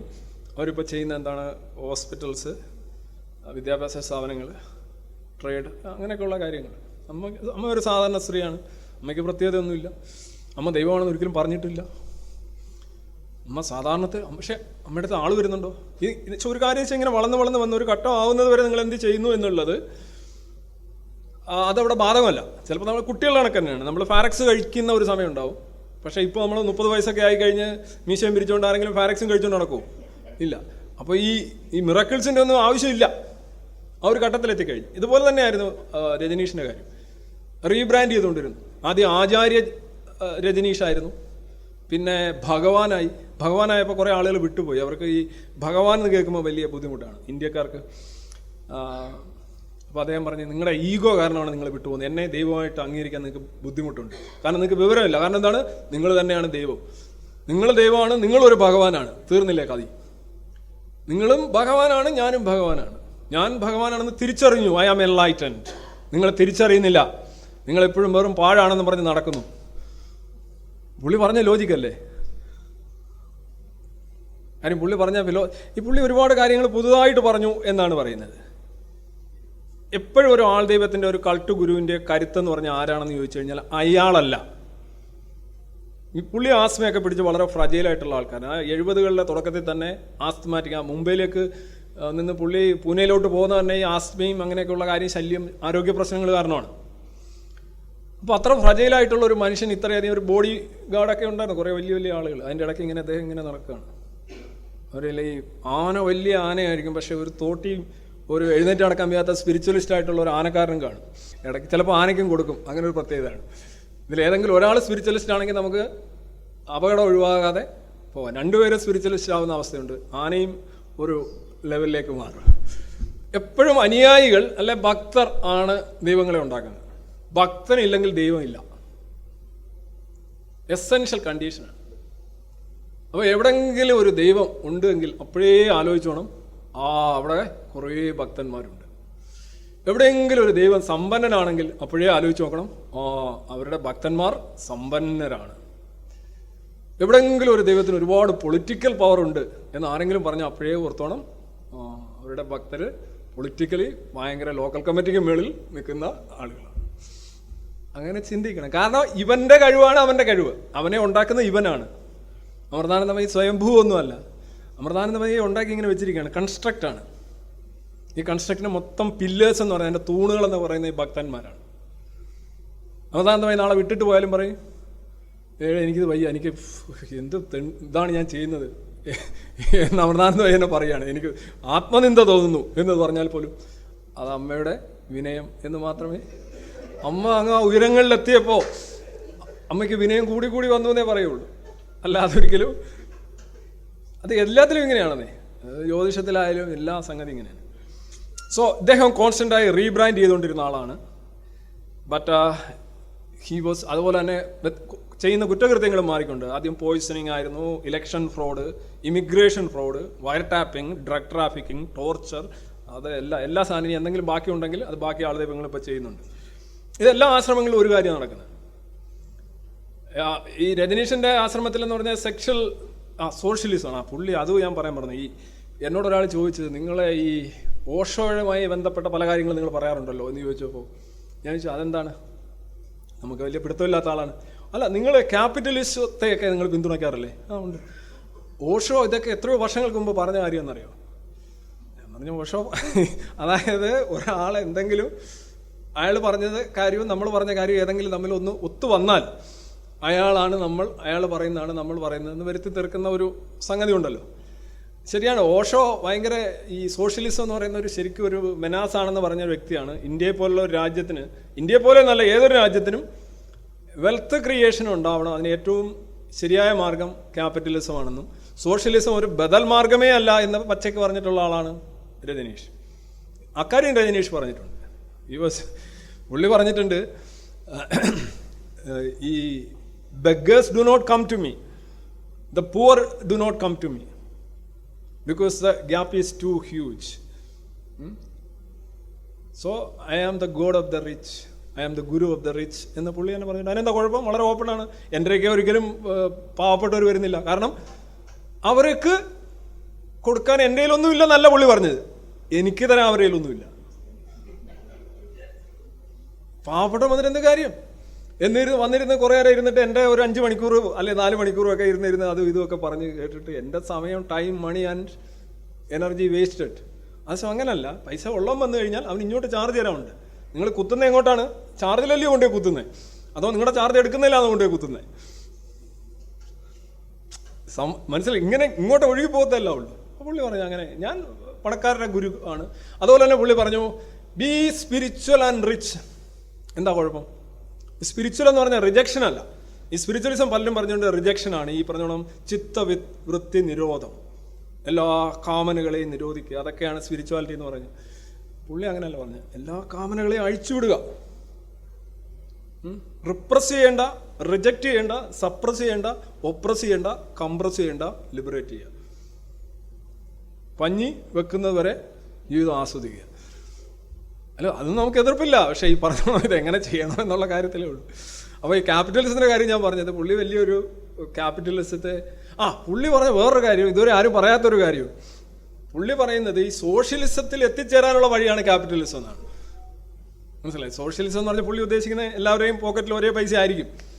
അങ്ങനെയാണ് സാധാരണ സോഷ്യലിസം എന്ന് പറഞ്ഞാൽ. അല്ലാതെ പദവിയിലുള്ള തുല്യത, അവസരത്തിലുള്ള തുല്യത, അവകാശത്തിലുള്ള തുല്യത അങ്ങനെയൊന്നുമല്ല. പലരും സോഷ്യലിസം എന്നൊക്കെ പറഞ്ഞ് ഉദ്ദേശിക്കുന്നത് എൻ്റെ വീടിൻ്റെ അത്രയും വലുപ്പമുള്ള അവൻ്റെ വീട്, എനിക്കൊരു വണ്ടി, അവനൊരു വണ്ടി, എനിക്കൊരു ഇത് ഇങ്ങനെയൊക്കെയാണ്. അപ്പോൾ ആ രീതിയിലായിരിക്കും ഉദ്ദേശം. അങ്ങനെ എത്തിച്ചേരണമെങ്കിൽ ക്യാപിറ്റലിസത്തിലൂടെ വെൽത്ത് ക്രിയേറ്റ് ചെയ്യണമെന്നാണ് പുള്ളി പറഞ്ഞത്. അപ്പം he said capitalism is A revolution. Capitalism എന്ന് പറയുന്നതാണ് വിപ്ലവം എന്നാണ് രജനീഷ് പറഞ്ഞത്. എന്നിരുന്നാലും ഈ സോഷ്യലിസം ഇന്ത്യക്ക് പറ്റിയതല്ല, ലോകത്തിന് പറ്റിയതല്ല, അത് ഭയങ്കര ഡേഞ്ചറസ് ആണെന്ന് പുള്ളി പറഞ്ഞിട്ടുണ്ട്. അത് വെച്ചാണ് എന്നോട് ഒരാൾ ചോദിച്ചത്, നിങ്ങളും ക്യാപിറ്റലിസം അനുകൂലിക്കുന്നല്ലോ, രജനീഷും അനുകൂലിക്കുന്നല്ലോ, അപ്പോൾ രജനീഷൈറ്റ് നാസീർ അല്ലേ നിങ്ങൾ പറയുന്നത് എന്ന് ചോദിച്ചത്. എന്നാൽ ഒരാളുടെ കാര്യം കൂടെ പറഞ്ഞുകൊണ്ട് ഞാൻ പുള്ളിയുടെ കാര്യം, ഈ അദ്ദേഹത്തിൻ്റെ കാലഘട്ടത്തിൽ ജീവിച്ചിരുന്ന ആളാണ് ജിതു കൃഷ്ണമൂർത്തി. കാലഘട്ടം ഇൻ ദ സെൻസ് ദാറ്റ് ഇവർ രണ്ടുപേരും വിദേശത്ത് ഇന്ത്യയുടെ ആത്മീയതയുടെ, പൗരാണികതയുടെ വലിയൊരു ഇതായിട്ടാണ് അറിയപ്പെട്ടത്. ജിതു കൃഷ്ണമൂർത്തി കുറേ കൂടെ ഇൻ്റലക്ച്വൽ ആയിട്ടുള്ള ആളുകൾ എന്ന് പറയുന്നത്, നമ്മൾ രജനീകാന്തും പാവപ്പെട്ട ഒരു രജനീകാന്തും എന്നൊക്കെ പറയുന്ന രീതിയിൽ ജിതു കൃഷ്ണമൂർത്തി കുറച്ചുകൂടെ കൂടിയ സാധനം പറഞ്ഞു എന്നാണ്, വീര്യമുള്ള മദ്യം വിറ്റുകൊണ്ടിരുന്നു എന്നാണ് പറയുന്നത് സ്പിരിച്വലിസം. ഇവർ രണ്ടുപേരും ഒരു ഗുണം വെച്ചാൽ ഇവർ രണ്ടുപേരും പറയും ഈ ദർ ഇസ് നോ ഗോഡ്. അത് പറഞ്ഞു കഴിഞ്ഞാൽ പിന്നെ ഭയങ്കര ബൗദ്ധികമായിട്ട് അങ്ങ് ഉയർന്നു എന്നാണ് ധാരണ. ഇതിലൊക്കെ വിശ്വസിച്ചുകൊണ്ടൊക്കെ നടക്കുകയും മറ്റേ പൊങ്കാലയൊക്കെ ഇടുകയും പിന്നെ എന്താണ് ചരട് കുറി ചാമ്പലുമായിട്ടൊക്കെ നടക്കുന്നവരും ഈ കുറഞ്ഞ ആൾക്കാരാണ്. അതുകൊണ്ട് ആദ്യമേ ഇവർ പറയും ഞങ്ങൾ എത്തീസ്റ്റാണ്, കുറേ നാളായിട്ട് എത്തീസ്റ്റാണ്. ഈ എത്തീസം വെച്ചാണ് തുടങ്ങുന്നത് അല്ലേ? ശ്രീരാമകൃഷ്ണ പരമഹംസൻ ഒരു എത്തീസ്റ്റാണ് എന്ന് പറഞ്ഞവരൊക്കെ ഉണ്ട്. എന്താണ് ഈ എത്തീസ്റ്റ് എന്ന് പറഞ്ഞാൽ അറിയത്തില്ല. ഈ പറഞ്ഞു വരുമ്പോൾ എന്താണ്, എല്ലാവരും ഒരേ റൂട്ടിലാണ് വരുന്നത്. ജീവാത്മാവ്, പരമാത്മാവ്, ഐക്യം, മോക്ഷം, പുനർജന്മം, ഇതെല്ലാവർക്കും ഉണ്ടാവും. പക്ഷെ ഇവരെല്ലാം എത്തീസ്റ്റാണ്. ജിതു കൃഷ്ണമൂർത്തി എന്താണ് പിന്നെ രജനീഷ് എപ്പോഴും പറയുന്നത്, എനിക്ക് തുല്യനായിട്ട് ജിതു കൃഷ്ണമൂർത്തിയാണ് എന്ന് പറഞ്ഞിട്ടുണ്ടെന്ന് പറയുന്നു. ഈ രജനീഷിൻ്റെ ഒരു ബോഡി ഗാർഡ് ഉണ്ടായിരുന്നു, അയാളുടെ പേര് ഈ ഹ്യൂജ് മിൽനെ എന്ന് പറയുന്നതാണ്. ഒരു ബ്രിട്ടീഷുകാരൻ, ലണ്ടനറായിരുന്നു. അയാൾക്ക് അവിടെ അസ്വസ്ഥത വന്നു, ജീവിതത്തിൽ ശാന്തി ഇല്ലാതെ വന്നു. ഇയാൾ ഓടി അവിടെ പോയി. അവിടെ നിന്നപ്പോൾ മൊത്തത്തിൽ രജനീഷ് അയാളോട് ചോദിച്ചു എന്താണ് നിങ്ങളുടെ പ്രശ്നം എന്ന് പറഞ്ഞാൽ, അയാൾ പറഞ്ഞു ആകെ പ്രശ്നത്തിലാണ്, സ്വസ്ഥതയില്ല, സ്വൈര്യതയില്ല, ശാന്തിയില്ല, tension, stress, dash dash dash. അപ്പോൾ രജനീഷ് അയാളോട് ചോദിച്ചു നിങ്ങളുടെ സെക്ഷൽ ലൈഫ് എങ്ങനെയുണ്ട്? ഇയാൾ അങ്ങ് ആകെ അപ്സെറ്റായി. ഇങ്ങനെ ഒരു ചോദ്യം എന്നോട് ആരും ചോദിച്ചിട്ടില്ല. ഞാൻ പറഞ്ഞു അത് കറക്റ്റ് ചെയ്ത് കഴിഞ്ഞാൽ എല്ലാം ശരിയാവും, നീ ഇവിടെ ഇരിക്കും, നിനക്ക് പറ്റിയ സ്ഥലമാണെന്ന് പറഞ്ഞു. അയാൾ അവിടെ കൂടി വളരെ ഇതായി എന്ന് പറഞ്ഞു. അപ്പോൾ ഇദ്ദേഹം കുറേ കഴിഞ്ഞിട്ട് ഇദ്ദേഹം പല വീഡിയോയിലും പ്രത്യക്ഷപ്പെടുന്നുണ്ട്. നല്ല കട്ട ഒരാളാണ്, ജിമ്മ്. ഇദ്ദേഹം ഒരു പുസ്തകം എഴുതി. ആ പുസ്തകത്തിലാണ് ഹ്യൂജ് മിൽനെ എന്നായിരിക്കും എൻ്റെ പ്രൊനൗൺസിയേഷൻ, ഞാൻ കരുതുന്നു. അത് ഇതാണ്, ദ ഗോഡ് ദാറ്റ് ഫെയിൽ എന്ന് പറയുന്ന പുസ്തകമാണ്. ആമസോണിൽ വാങ്ങിക്കാൻ കിട്ടും. അതിനകത്ത് അദ്ദേഹത്തിൻ്റെ ഒരു സുഹൃത്തായിട്ടുള്ള ദീക്ഷ എന്ന് പറയുന്ന ഒരു പെൺകുട്ടി ഈ രജനീഷുമായിട്ട് എന്തൊക്കെ സംസാരിച്ച്, രജനീഷിൽ നിന്ന് കുറേ സ്വസ്ഥത, സ്വൈര്യത, ശാന്തി, ഇങ്ങനെയൊക്കെ കുറേ സാധനം വേണമല്ലോ. ഇതൊക്കെ നമ്മുടെ കയ്യിരിക്കുകയാണ്, നമ്മൾ വല്ലവൻ്റെ നിന്നും പോയി തൂക്കി വാങ്ങിക്കുന്ന രീതിയാണ്. അതാണല്ലോ ഈ സ്പിരിച്വലിസത്തിൻ്റെ എസൻസ്. ഈ മനസമാധാനം, ശാന്തി, സ്വസ്ഥത, സ്വൈര്യത ഒക്കെ കണ്ണി കണ്ടവൻ്റെ നിന്ന് പോയി തൂക്കി വാങ്ങിക്കുന്ന രീതിയാണ് സ്പിരിച്വലിസം എന്ന് പറയുന്നത്. മനസ്സിലായില്ലേ? അത് നിന്റെ ബാധ്യതയാണിത്. നിനക്ക് തന്നെ സൃഷ്ടിക്കാൻ കഴിയുന്ന ഒരു അവസ്ഥയെ വേറൊരാൾക്ക് പൈസ കൊടുക്കുന്നു എന്നുള്ളതാണ്, അല്ലെ വേറൊരാൾക്ക് അംഗീകാരം കൊടുക്കുന്നു എന്നുള്ളതാണ് ഇതിൻ്റെ ഒരു അടിസ്ഥാനം. അപ്പോൾ ഈ ദീക്ഷ ആദ്യം രജനീഷിൻ്റെക്ക് പോയി, രജനീഷിനോട് സംസാരിച്ചു. പക്ഷെ ഒരു സ്വസ്ഥത കിട്ടുന്നില്ല, സ്വൈര്യത കിട്ടുന്നില്ല, ശാന്തി കിട്ടുന്നില്ല. അപ്പോൾ ദീക്ഷ പറഞ്ഞു എന്നാൽ വേറൊരാളുണ്ട് ഇതേ കണക്ക് വേറെ ഡോക്ടർ കൃഷ്ണമൂർത്തി, പുള്ളിയെ പോയിന്ന് കണ്ടേക്കാം എന്നാണ്. അപ്പം മാത്രമല്ല ഭഗവാൻ രജനീഷ് എപ്പോഴും പറയാറുണ്ട്, കൃഷ്ണമൂർത്തിയും ഞാനും ഒക്കെ ഒരേ ലെവലാണ്, ഒന്ന് പോയി കണ്ടേക്കാമെന്ന് വിചാരിച്ചു. അപ്പോൾ കാണാനായിട്ട് ഈ ദീക്ഷ എന്ന് പറയുന്ന പെൺകുട്ടി, അതായത് ഈ ബോഡി ഗാർഡിൻ്റെ പുസ്തകം എഴുതിയ ആളുടെ സുഹൃത്താണ്. അവിടെ പോയി കണ്ടപ്പോൾ രജനീഷിൻ്റെ കാര്യം പറഞ്ഞപ്പോഴത്തേക്ക് കൃഷ്ണമൂർത്തിക്കൊരു അത്ര സുഖമില്ല. പുള്ളി കൃഷ്ണമൂർത്തി ഹാഡ് ടോൾഡ് ദീക്ഷയോട് പറഞ്ഞു, അതെ, ഈ പറയുന്ന രജനീഷ് എന്ന് പറയുന്ന ആള്, I have received thousands of letters from all over the world asking why I do not speak out in public against this man. എനിക്ക് ഒരുപാട് കത്തുകൾ ലഭിക്കാറുണ്ട്, എന്തുകൊണ്ടാണ് ഇയാൾക്കെതിരെ ഞാൻ പരസ്യമായി സംസാരിക്കാത്തതെന്ന് പലരും എന്നോട് ചോദിക്കാറുണ്ട്. But I will not, as it is not my way. പക്ഷെ ഞാനത് ചെയ്യാറില്ല, എൻ്റെ ഒരു രീതി അങ്ങനെയല്ല. ജിതു കൃഷ്ണമൂർത്തി പറഞ്ഞു എന്നാണ് ഈ പുസ്തകത്തിലുള്ളതാണ് ഞാൻ വായിക്കുന്നത്. The man is a criminal. ഇവൻ ഒരു പക്ക ക്രിമിനലാണ്. You have to understand this very clearly. What is doing to people in the name of spirituality is criminal. ആത്മീയത എന്ന പേരിൽ അവൻ മനുഷ്യരോട് കാണിക്കുന്നത് പക്ക ക്രിമിനൽ ഏർപ്പാടാണ് എന്നാണ് ജിതു കൃഷ്ണമൂർത്തി പറയുന്നത്. One must never give another human being and he is simply A human being. Your ultimate manifestation of consciousness which is your ability to make decisions for yourself. നിങ്ങളുടെ consciousness തിരിച്ചറിയുക, അല്ലേ, ബോധം, സാക്ഷാത്കാരം എന്നൊക്കെ പറയുന്നത് ഇത്രേ ഉള്ളൂ. അതായത് നിങ്ങൾക്ക് വേണ്ടി തീരുമാനങ്ങൾ എടുക്കാൻ നിങ്ങൾക്ക് കഴിയുന്നുണ്ടെങ്കിൽ അതാണ് നിങ്ങളുടെ കോൺഷ്യസ്നെസ് നിങ്ങൾ തിരിച്ചറിയുന്നത്. മനസ്സിലായില്ലേ? അത്രേ ഉള്ളൂ. ജിതു പറഞ്ഞാണ്, you have made great mistake in giving him that power for 12 years. പക്ഷേ നിങ്ങൾക്ക് വേണ്ടി തീരുമാനങ്ങൾ എടുക്കാനായിട്ട് നിങ്ങൾ രജനീഷിനെ കഴിഞ്ഞ 12 വർഷമായിട്ട് അനുവദിക്കുകയായിരുന്നു മിസ്സസ് ദീക്ഷ, അല്ലെ മിസ് ദീക്ഷ. അതൊരു വലിയ തെറ്റാണ്. No man has the power except power his followers give him. ഒരു മനുഷ്യനും അവൻ്റെ അനുയായികൾ പകർന്നു നൽകുന്ന പവർ അല്ലാതെ മറ്റൊന്നുമില്ല. മനസ്സിലായി? ഒരു സിസ്റ്റം കൊടുക്കുന്ന പവറേ ഉള്ളൂ, അല്ലെങ്കിൽ മനുഷ്യരെല്ലാം ഒരേപോലെയാണ്. That is why he needs people around him all the time and more the better. അതുകൊണ്ടാണ് ഇയാൾക്ക് എപ്പോഴും ആളുകൾ ചുറ്റും വേണമെന്ന് പറയുന്നത്. അപ്പോൾ ജിതു കൃഷ്ണമൂർത്തിയെ മാത്രമേ ഞാൻ ഇവിടെ ഉദ്ധരിക്കുന്നുള്ളൂ. പുള്ളി പറഞ്ഞത് രജനീഷ് എന്ന് പറയുന്നത് സ്പിരിച്വാലിറ്റിയെ കൊള്ളയടിക്കുന്ന ഒരു പക്കാ ക്രിമിനലാണെന്നാണ്. കാര്യം പലരും ഇതിനകത്ത് ജിതു കൃഷ്ണമൂർത്തിയുടെ ആരാധകരുണ്ടായിരിക്കും. അപ്പോൾ അവർ കൂടി ഈ ഒരു പുസ്തകം വായിച്ചു കഴിഞ്ഞാൽ വളരെ നന്നായിരിക്കും. അദ്ദേഹത്തിൻ്റെ പ്രസംഗങ്ങളാണ് കൂടുതൽ പുസ്തകങ്ങളായിട്ട് വന്നിട്ടുള്ളത്. രജനീഷിൻ്റെ വീഡിയോസ് ഒരുപാടുണ്ട്. വീഡിയോസ് എല്ലാം തന്നെ മില്യൺസ് ഓഫ് വ്യൂസും ഒക്കെ ഉള്ള വീഡിയോസൊക്കെ ഉണ്ട് ഒരുപാട്. പുള്ളി പറയുന്ന കുറേ തമാശകളാണ്, ഡേർട്ടി ജോക്സ്, സെക്ഷൽ ജോക്സ്. ചിലത് വളരെ തമാശയാണ്, നിർദോഷകരമായിട്ടുള്ള ഇതാണ്. ചിലത് ഇച്ചിരി സർട്ടിഫിക്കറ്റ് കിട്ടിയാണ്. എന്തായാലും ആളുകൾക്ക് ഇഷ്ടമാണ്. പിന്നെ നിർത്തി പറയും, ആവർത്തിച്ച് പറയും. കഥ പറയാനുള്ള ശേഷിയുണ്ട്, കമ്മ്യൂണിക്കേഷൻ പവറുണ്ട്. ഈവൻ ഇദ്ദേഹത്തിൻ്റെ ഇന്ത്യൻ ഇംഗ്ലീഷ് ആണെങ്കിലും വിദേശീയർക്കൊക്കെ നന്നായിട്ട് മനസ്സിലാവുകയും കമ്മ്യൂണിക്കേറ്റ് ചെയ്യുകയും ചെയ്യുക. ഇദ്ദേഹത്തിൻ്റെ ആദ്യ 69 പുസ്തകമാണ് ഇത്. ഈ പുസ്തകം കൊണ്ടാണ് ഇദ്ദേഹം വരവറിയിക്കുന്നത്, from sex to super consciousness. സാധാരണ സൂപ്പർ കോൺഷ്യസ്നെസ് ഉണ്ടാകുന്നത് എങ്ങനെയാണ്? എന്തോ ഉണ്ടാകുമെന്ന് പറയുന്നത് തപസ്സിലൂടെ, മറ്റതിലൂടെ, മറിച്ചിലൂടെ, മനനത്തിലൂടെ, ധ്യാനത്തിലൂടെ, യോഗയിലൂടെ, യോഗം, ധ്യാനം, മനനം, അതിലൂടെയൊക്കെയാണ് ഇങ്ങനെ തിരിച്ചറിയുന്നത്. എന്തായി തിരിച്ചറിയുന്നത്? നിങ്ങൾ അതാണ് പരമാത്മാവാണ്, ഇവിടെ ഇരിക്കുന്ന ജീവാത്മാവാണ്, അതാണ് നിങ്ങൾ. ഇതങ്ങ് ഇറങ്ങിപ്പോവും, അതങ്ങോട്ട് പോവും, നിങ്ങൾ വെറും ഒരു വാഹനം മാത്രം. മനസ്സിലായല്ലേ? വാഹനമാണ് ശരീരം. രഥമേവ തൂ എന്നൊക്കെ കേട്ടിട്ടില്ലേ? അത് തന്നെ. ഈ ബുക്കാണ് ഇദ്ദേഹത്തെ പ്രസിദ്ധനാക്കിയതും, from sex to super consciousness. ബാക്കി പുസ്തകമൊക്കെ അദ്ദേഹത്തിൻ്റെ പേരിലൊക്കെ പലരും അദ്ദേഹത്തിൻ്റെ പ്രസംഗങ്ങളൊക്കെ വെച്ച് എടുത്ത് ഉണ്ടാക്കിയിട്ടുള്ളതാണ്. ഇത് പുള്ളി എഴുതിയൊരു ചെറിയൊരു ബുക്ക്ലെറ്റാണ്. ചെറിയൊരു ബുക്കാണ്. ഇതൊന്ന് വായിച്ചു നോക്കുക. സെക്സ് വഴി എങ്ങനെയാണ് അതീന്ദ്രിയമായ സാക്ഷാത്കാരത്തിലെത്തിച്ചത്. ഇദ്ദേഹത്തിൻ്റെ വാദങ്ങളിലേക്ക് തന്നെ ഇന്ന് പോകാം. അതാണല്ലോ ഇദ്ദേഹം ഇത്രയും വലിയൊരു മോഡേൺ ആണെന്ന് പറയുന്നത്.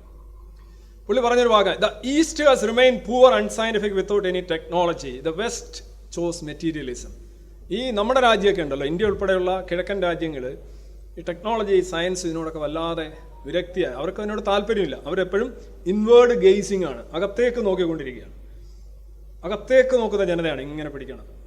എന്നെ തിരിച്ചറിയാനാണ്, തൊട്ടടുത്ത് നിൽക്കുന്നവനെ തിരിച്ചറിയുക എന്നുള്ളതല്ല, എന്നെ തിരിച്ചറിയുക.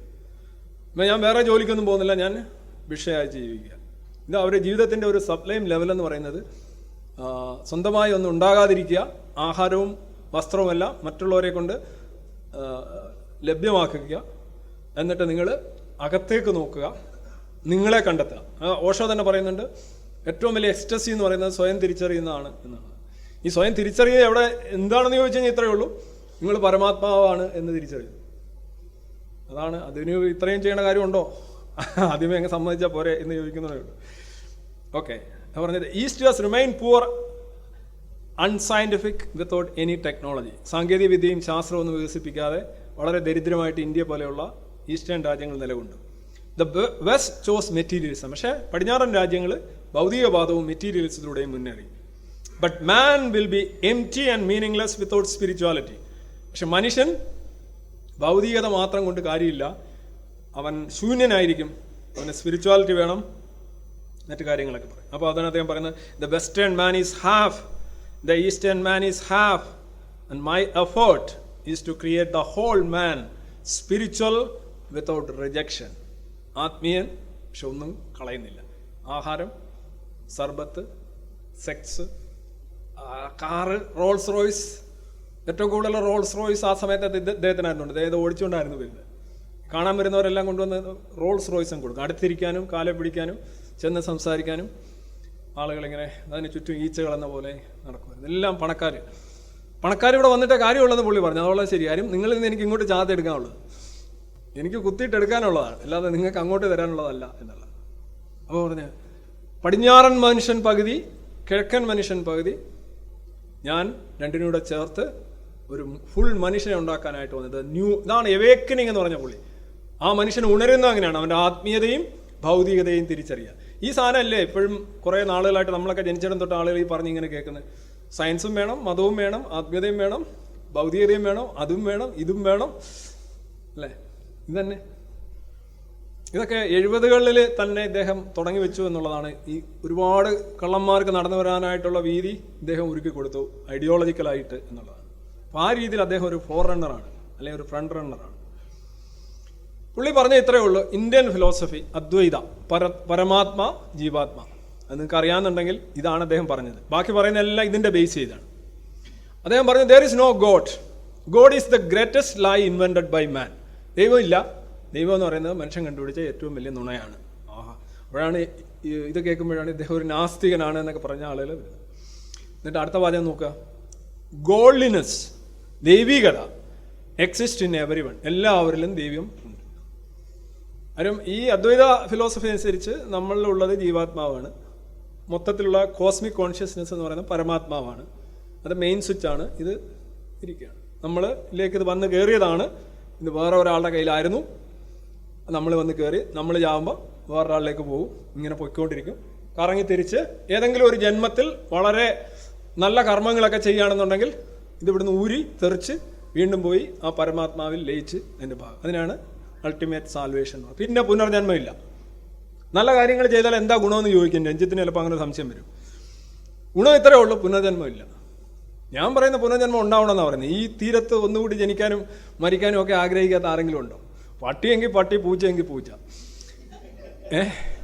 ഒരിക്കലും ജനിക്കാതിരിക്കലാണ് ഈ അങ്ങേയറ്റത്തെ ഹയസ്റ്റ് ഗോള് ഹിന്ദുയിസത്തിൻ്റെയും അദ്വൈതത്തിൻ്റെയും. അതായത് നിങ്ങളുടെ ജീവാത്മാവ് ഒരുപാട് പോയിൻ്റൊക്കെ നേടി ഉയർന്നു പോയി അവിടെ പോയി വിലയും. പിന്നെ ജനനമില്ല, മരണമില്ല, ജനിമൃതികളുടെ കർമ്മബന്ധത്തിൽ നിന്ന് മോചിതരാകും. അതിനായിട്ടാണ് നിങ്ങളിതൊക്കെ ചെയ്യേണ്ടത്. ഈ പൂജയും ധ്യാനവും യോഗവും കർമ്മവും എല്ലാം തന്നെ ഈ ഒരു അവസ്ഥയിലേക്ക് നിങ്ങളെ എത്തിച്ചേരുകയാണ്. അതിൻ്റെ ഫലം ചോദിക്കുമ്പോഴാണ് ദ മോസ്റ്റ് ഡിസപ്പോയിൻറ്റിങ്, പുനർജന്മമില്ല. Something is better than nothing, അല്ലേ? ഒരു ബാക്ടീരിയ ആയിട്ടെങ്കിലും ഇവിടെ എവിടെയെങ്കിലും ഒന്ന് ഒരു മൂലയ്ക്ക് കൂടി കിടക്കുന്നതല്ലേ ഒരിക്കലും ജനിക്കാതിരിക്കുന്നതിനേക്കാൾ നല്ലത് എന്ന്. പോട്ടെ, അത് നമ്മളെ കളഞ്ഞേക്കാം, നമ്മുടെ ഡിപ്പാർട്ട്മെൻ്റ് അല്ലാത്തതുകൊണ്ട്. പക്ഷേ ഇതാണ് ഓരോ വാദം. പിന്നെ ഇദ്ദേഹം എല്ലാവരിലും ദൈവീകത ഉണ്ടെന്ന് പറഞ്ഞിട്ടാണ്. അപ്പം ഞാനൊരു ദൈവമാണ്, കാരണം എന്നിൽ എന്താണ്? ജീവാത്മാവ്. ജീവാത്മാവ് എന്ന് പറഞ്ഞാൽ പരമാത്മാവ്, പരമാത്മാവ് എന്ന് പറഞ്ഞാൽ ബ്രഹ്മം, ബ്രഹ്മം എന്ന് പറഞ്ഞാൽ ഉള്ളതെന്തോ അതാണ് ബ്രഹ്മം. അത് മാത്രമേ ഉള്ളൂ. അപ്പം ഇത് കേട്ടിട്ടാണ് ആളുകൾ ഇദ്ദേഹത്തിൻ്റെ കൂടെ ദെയർ ഇസ് നോ ഗോഡ്. അത് ശരിയല്ലേ? നിങ്ങൾ തന്നെ ദൈവമാണെങ്കിൽ പിന്നൊരു ദൈവമുണ്ടോ? ദൈവം എന്ന് പറഞ്ഞു കഴിഞ്ഞാൽ പുറത്തേക്ക് നമ്മൾ കീഴടങ്ങുന്ന ഒരു ഏജൻസിയാണ് നമ്മൾ ദൈവം എന്ന് പറയുന്നത്. ഇത് ഇങ്ങനെയാണെങ്കിൽ നമ്മൾ ഇങ്ങനെ ഇരിക്കണം.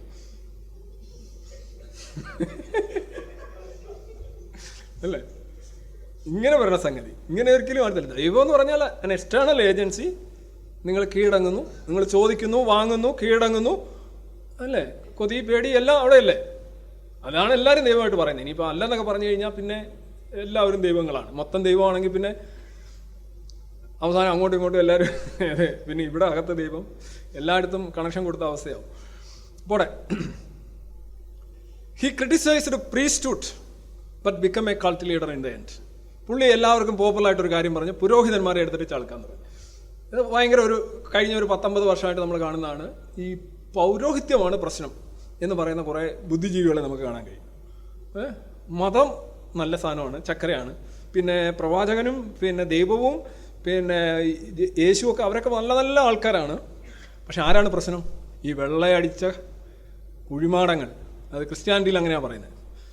പിന്നെ ഓരോന്നിനും ഈ മറ്റേ പൂജാരി മൊല്ല ഇവന്മാരാണ് ആകെ കുളമാക്കുന്നത്, ചളമാക്കുന്നതാണ്. പ്രീസ്റ്റിനെ എടുത്തിട്ട് ചളക്കുകയാണെന്നുണ്ടെങ്കിൽ വിശ്വാസികൾക്ക് ഭയങ്കര ഇഷ്ടമാണ്. അതെന്താണെന്ന് എനിക്കിതൊരു മനസ്സിലായിട്ടില്ല. ഇപ്പോൾ ഈ അൽമായക്കാരുടെ ഒരു സമ്മേളനം ഉണ്ടെങ്കിൽ ഈ മെയിൻ അച്ഛൻ ബിഷപ്പോ അല്ലെ മാർ ബിഷപ്പോ ഒക്കെ വരുന്നതിന് മുന്നേ അൽമായക്കാർ മൊത്തം ഇങ്ങനെ കൂടിയിരുന്ന് മറ്റേ രസനയൊക്കെ കലക്കി കുടിച്ചുകൊണ്ട് സംസാരിക്കും. മൊത്തം ഈ പ്രീസ്റ്റിനെതിരെ ആയിരിക്കും സംസാരിക്കുന്നത്, ഈ ബിഷപ്പിനെതിരെ ആയിരിക്കും സംസാരിക്കുന്നത്. പെട്ടെന്ന് ബിഷപ്പിന്റെ കാറ് വന്ന് നിൽക്കും, കോണ്ടസ ആയിരിക്കും. ഇവർ ഈ രസനെ എല്ലാം കളഞ്ഞിട്ട് എന്നിട്ട് ബിഷപ്പിന് എല്ലാവരും പുരോഹിത വിരോധികളും പുരോഹിത വിമർശകരുമായിരിക്കും. എല്ലായിടത്തും ഇത് തന്നെയാണ് അവസ്ഥ. പുരോഹിതരെ വിമർശിക്കുന്ന എന്തോ ബൗദ്ധിക വളർച്ച ഉണ്ടായതിൻ്റെ ഒരു ലക്ഷണമാണ് എന്നാണ്. പുരോഹിതർ അതിൻ്റെ കച്ചവടക്കാർ മാത്രമാണ് ആക്ച്വലി, മനസ്സിലായി? അപ്പോൾ കൂടെ ഈ കഞ്ചാവ് വിൽക്കുന്നവരെ നമ്മൾ പിടിച്ചകത്താക്കുന്നു, പക്ഷേ കഞ്ചാവിനെതിരെ നമ്മളൊന്നും ചെയ്യുന്നില്ല. അതാണ് അവസ്ഥ. പിന്നെ അതുപോലെ തന്നെ എല്ലാവർക്കും ഇഷ്ടപ്പെടുന്ന വേറൊരു കാര്യം ഇവിടെ അത്തം ചെയ്തു. വേദം, ഉപനിഷത്ത്, അതിനെ രണ്ടിനെയും പൊക്കി അടിച്ചു. അത് ഭയങ്കര ഇതാണ് സംഗതി. ഗീതയിൽ തൊട്ട് കളിക്കരുത് എന്നൊക്കെ പറയുന്നിട്ടില്ല. സീത വരെ സഹിക്കും, പക്ഷേ ഗീതയിലോട്ട് കയറരുതെന്ന് പറയും. അതിന് സീത പുരാണമാണ്, പക്ഷേ ഗീത എന്ന് പറഞ്ഞാൽ ഉപനിഷത്തുകൾ കറന്നെടുത്ത പാലാണ്. മനസ്സിലായേ? ഉപനിഷത്തുകളുടെ ചാറ്. എന്താണ് ഈ ഉപനിഷത്ത് എന്ന് ചോദിച്ചാൽ അതിലും പോട്ടെ, അത് ഇവിടെ വിഷയമല്ല. എന്നാലും പുള്ളി പറഞ്ഞതൊക്കെ രണ്ടും മഹാസമുദ്രങ്ങളാണ്. അപ്പോഴത്തേക്ക് അദ്ദേഹം ബൗദ്ധികമായ ഉന്നതിയുള്ള ആളായി. പിന്നെ മത നേതാക്കൾ, മതത്തെ പറഞ്ഞ് ഈ റിച്വൽസ് എല്ലാം വളരെ ഹോളോ ആണ്. ഒരു മതത്തിനും ആത്മാവില്ല, എല്ലാം പൊള്ളയാണ്, അത് ഡെഡാണ്, മതങ്ങൾ ഡെഡാണ് എന്നൊക്കെ അദ്ദേഹം പറഞ്ഞു. അപ്പോഴത്തേക്ക് ഇത് ഭയങ്കര സംഭവമല്ലോ. അതുകൊണ്ട് നിങ്ങൾ എൻ്റെ കൂടെ വരും. കൾട്ട് വലിയ മതത്തിന് വരാം. ഈ കൾട്ടെന്ന് പറഞ്ഞാൽ കുറച്ചുകൂടി ഇമോഷണൽ അറ്റാച്ച്മെൻറ്റ് കൂടുതലായിരിക്കും അവിടെ, നിങ്ങളെ സജസ്റ്റബിലിറ്റി കൂടുതലായിരിക്കും. And he wanted to be a modern Buddha. ബുദ്ധനായിരുന്നു പുള്ളിയുടെ പല കാര്യത്തിലും ഉദാഹരണം. ബുദ്ധൻ എന്തോ ഈ ബ്രഹ്മാണിക്കൽ ഓർഡറിനെതിരെ ഭയങ്കരമായി ശബ്ദിച്ചു എന്നൊക്കെയാണ് നമ്മുടെ ഒരു പ്രസക്തമായ അന്ധവിശ്വാസം. ബുദ്ധൻ ബ്രാഹ്മണ്യത്തെയൊക്കെ തള്ളി പറഞ്ഞ വലിയ റവല്യൂഷണറി ആയിരുന്നു എന്നാണ്. ബുദ്ധന്റെ സാഹിത്യത്തിലൊന്നും അങ്ങനെ നടത്തില്ല. ബുദ്ധൻ ബ്രാഹ്മണ്യത്തെയൊക്കെ ശരിക്കും ഉൾക്കൊണ്ടുപോയ ഒരാളായിട്ടാണ് നമുക്ക് മനസ്സിലാവുന്നത്. പോട്ടെ, അതൊരു വിഷയമല്ല. എന്നാലും ബുദ്ധന്റെ ഉദാഹരണങ്ങൾ ഇദ്ദേഹം ഒരുപാട് ഉപയോഗിക്കുമായിരുന്നു. എല്ലാ മതങ്ങളിൽ നിന്നും ഉദാഹരണങ്ങൾ എടുക്കുമായിരുന്നു. പിന്നെ ഇദ്ദേഹത്തിൻ്റെ ഏറ്റവും വലിയൊരു കോൺട്രിബ്യൂഷൻ ആയിരുന്നു ഡൈനാമിക് മെഡിറ്റേഷൻ. എന്ത് ഡൈനാമിക് മെഡിറ്റേഷൻ എന്ന് പറഞ്ഞാൽ, മെഡിറ്റേഷൻ എന്ന് പറഞ്ഞു കഴിഞ്ഞാൽ നമ്മൾ ഈ യോഗമാണ്, അതായത് നമ്മളിലുള്ള ജീവാത്മാവ് മേളിലുള്ള പരമാത്മാവുമായിട്ട് യോഗം ടൈ ചെയ്യുകയാണ്. അത് ഇതാണ്, ഞാൻ അതാണ് എന്ന് പറഞ്ഞ് നടക്കലാണ് ആ സ്പിരിച്വൽ എക്സലൻസ് എന്ന് പറയുന്നത്. ഇത്രേ ഉള്ളൂ, നിങ്ങൾ അസ്വസ്ഥരാകേണ്ട കാര്യമില്ല. അങ്ങനെ ആ യോഗാവസ്ഥയിലേക്ക് എത്തിച്ചേരാനാണ് ഈ ധ്യാനം പിടിക്കുകയും അതൊക്കെ ചെയ്യുന്നത്. യോഗം, ഡോക്കിങ് കണ്ടോ, ഡോക്കിങ്. അപ്പോൾ നിങ്ങൾ തമ്മിൽ വ്യത്യാസമില്ല, നിങ്ങൾ തന്നെയാണ് ദൈവം. പക്ഷേ അതിന് സ്വസ്ഥതയും സൗകര്യത്തൊക്കെ ഉണ്ട്. പക്ഷേ ഇന്നത്തെ യോഗമൊക്കെ ഹോട്ട് യോഗയുണ്ട്. വിക്രം ഇതിൻ്റെ ഒരു ഹോട്ട് യോഗയുണ്ട് അമേരിക്കയിൽ. 40 ഡിഗ്രി സെൻറ്റിഗ്രേഡിൽ എല്ലാവരും നിന്ന് യോഗ ചെയ്യും, വിയർത്തു കുളിച്ച്. അതാണ് അവിടുത്തെ യോഗ. അങ്ങനെയൊന്നും ചെയ്യാൻ പാടില്ല. യഥാർത്ഥത്തിൽ നമ്മുടെ ഈ യോഗ സിദ്ധാന്തം അനുസരിച്ച് വളരെ ഒരിക്കലും വിയർക്കാനേ പാടില്ല, എക്സസൈസ് ഒന്നും പാടില്ല, സ്ട്രെച്ചിങ് ഒന്നും പാടില്ല. കാര്യം യോഗ നടക്കുന്ന സമയമാണ്. പക്ഷേ പുള്ളി ഈ വിക്രം യോഗയൊക്കെ വരുന്നതിന് മുന്നേ തന്നെ പുള്ളി പറഞ്ഞു ഡൈനാമിക് മെഡിറ്റേഷൻ എന്ന് പറഞ്ഞു കഴിഞ്ഞാൽ ആക്ടിവിറ്റി, പലതരം ആക്ടിവിറ്റികൾ ചെയ്തുകൊണ്ട് മെഡിറ്റേറ്റ് ചെയ്യും. ഉദാഹരണമായിട്ട് ഇങ്ങനെ മുകളിലോട്ട് ഇങ്ങനെ പൊങ്ങി ചാടുക. കുറേ കഴിയുമ്പോൾ ഇതെല്ലാം അങ്ങ് മേളി. ഇതെന്താ സംഭവിക്കുന്നതെന്ന് അറിയോ? നിങ്ങളെ ഒരുപാട് കാര്യങ്ങൾ നടക്കുന്നുണ്ട്. രക്തം ഇങ്ങനെ പൊയ്ക്കൊണ്ടിരിക്കുന്നുണ്ട്. ശ്വാസം, ഓക്സിജൻ എല്ലായിടത്തും ഇങ്ങനെ വരുന്നുണ്ട്. ഓക്സിജൻ ഇവിടം വരെ വരുന്നുണ്ട്. ഓക്സിജൻ, ഹീമോഗ്ലോബിൻ, കിഡ്നി ഡയാലിസിസ് നടത്തിക്കൊണ്ടിരിക്കുകയാണ്, ഹാർട്ട് മിടിച്ചുകൊണ്ടിരിക്കുകയാണ്, ലങ്സ് അത് ചെയ്തുകൊണ്ടിരിക്കുകയാണ്. കുറേയധികം പ്രവർത്തനങ്ങൾ ഇങ്ങനെ നടക്കുന്നതുകൊണ്ടാണ് ഞാനിപ്പോൾ ഇങ്ങനെ സംസാരിക്കുന്നത്, നിങ്ങൾ കേൾക്കുകയും ചെയ്യുന്നത്.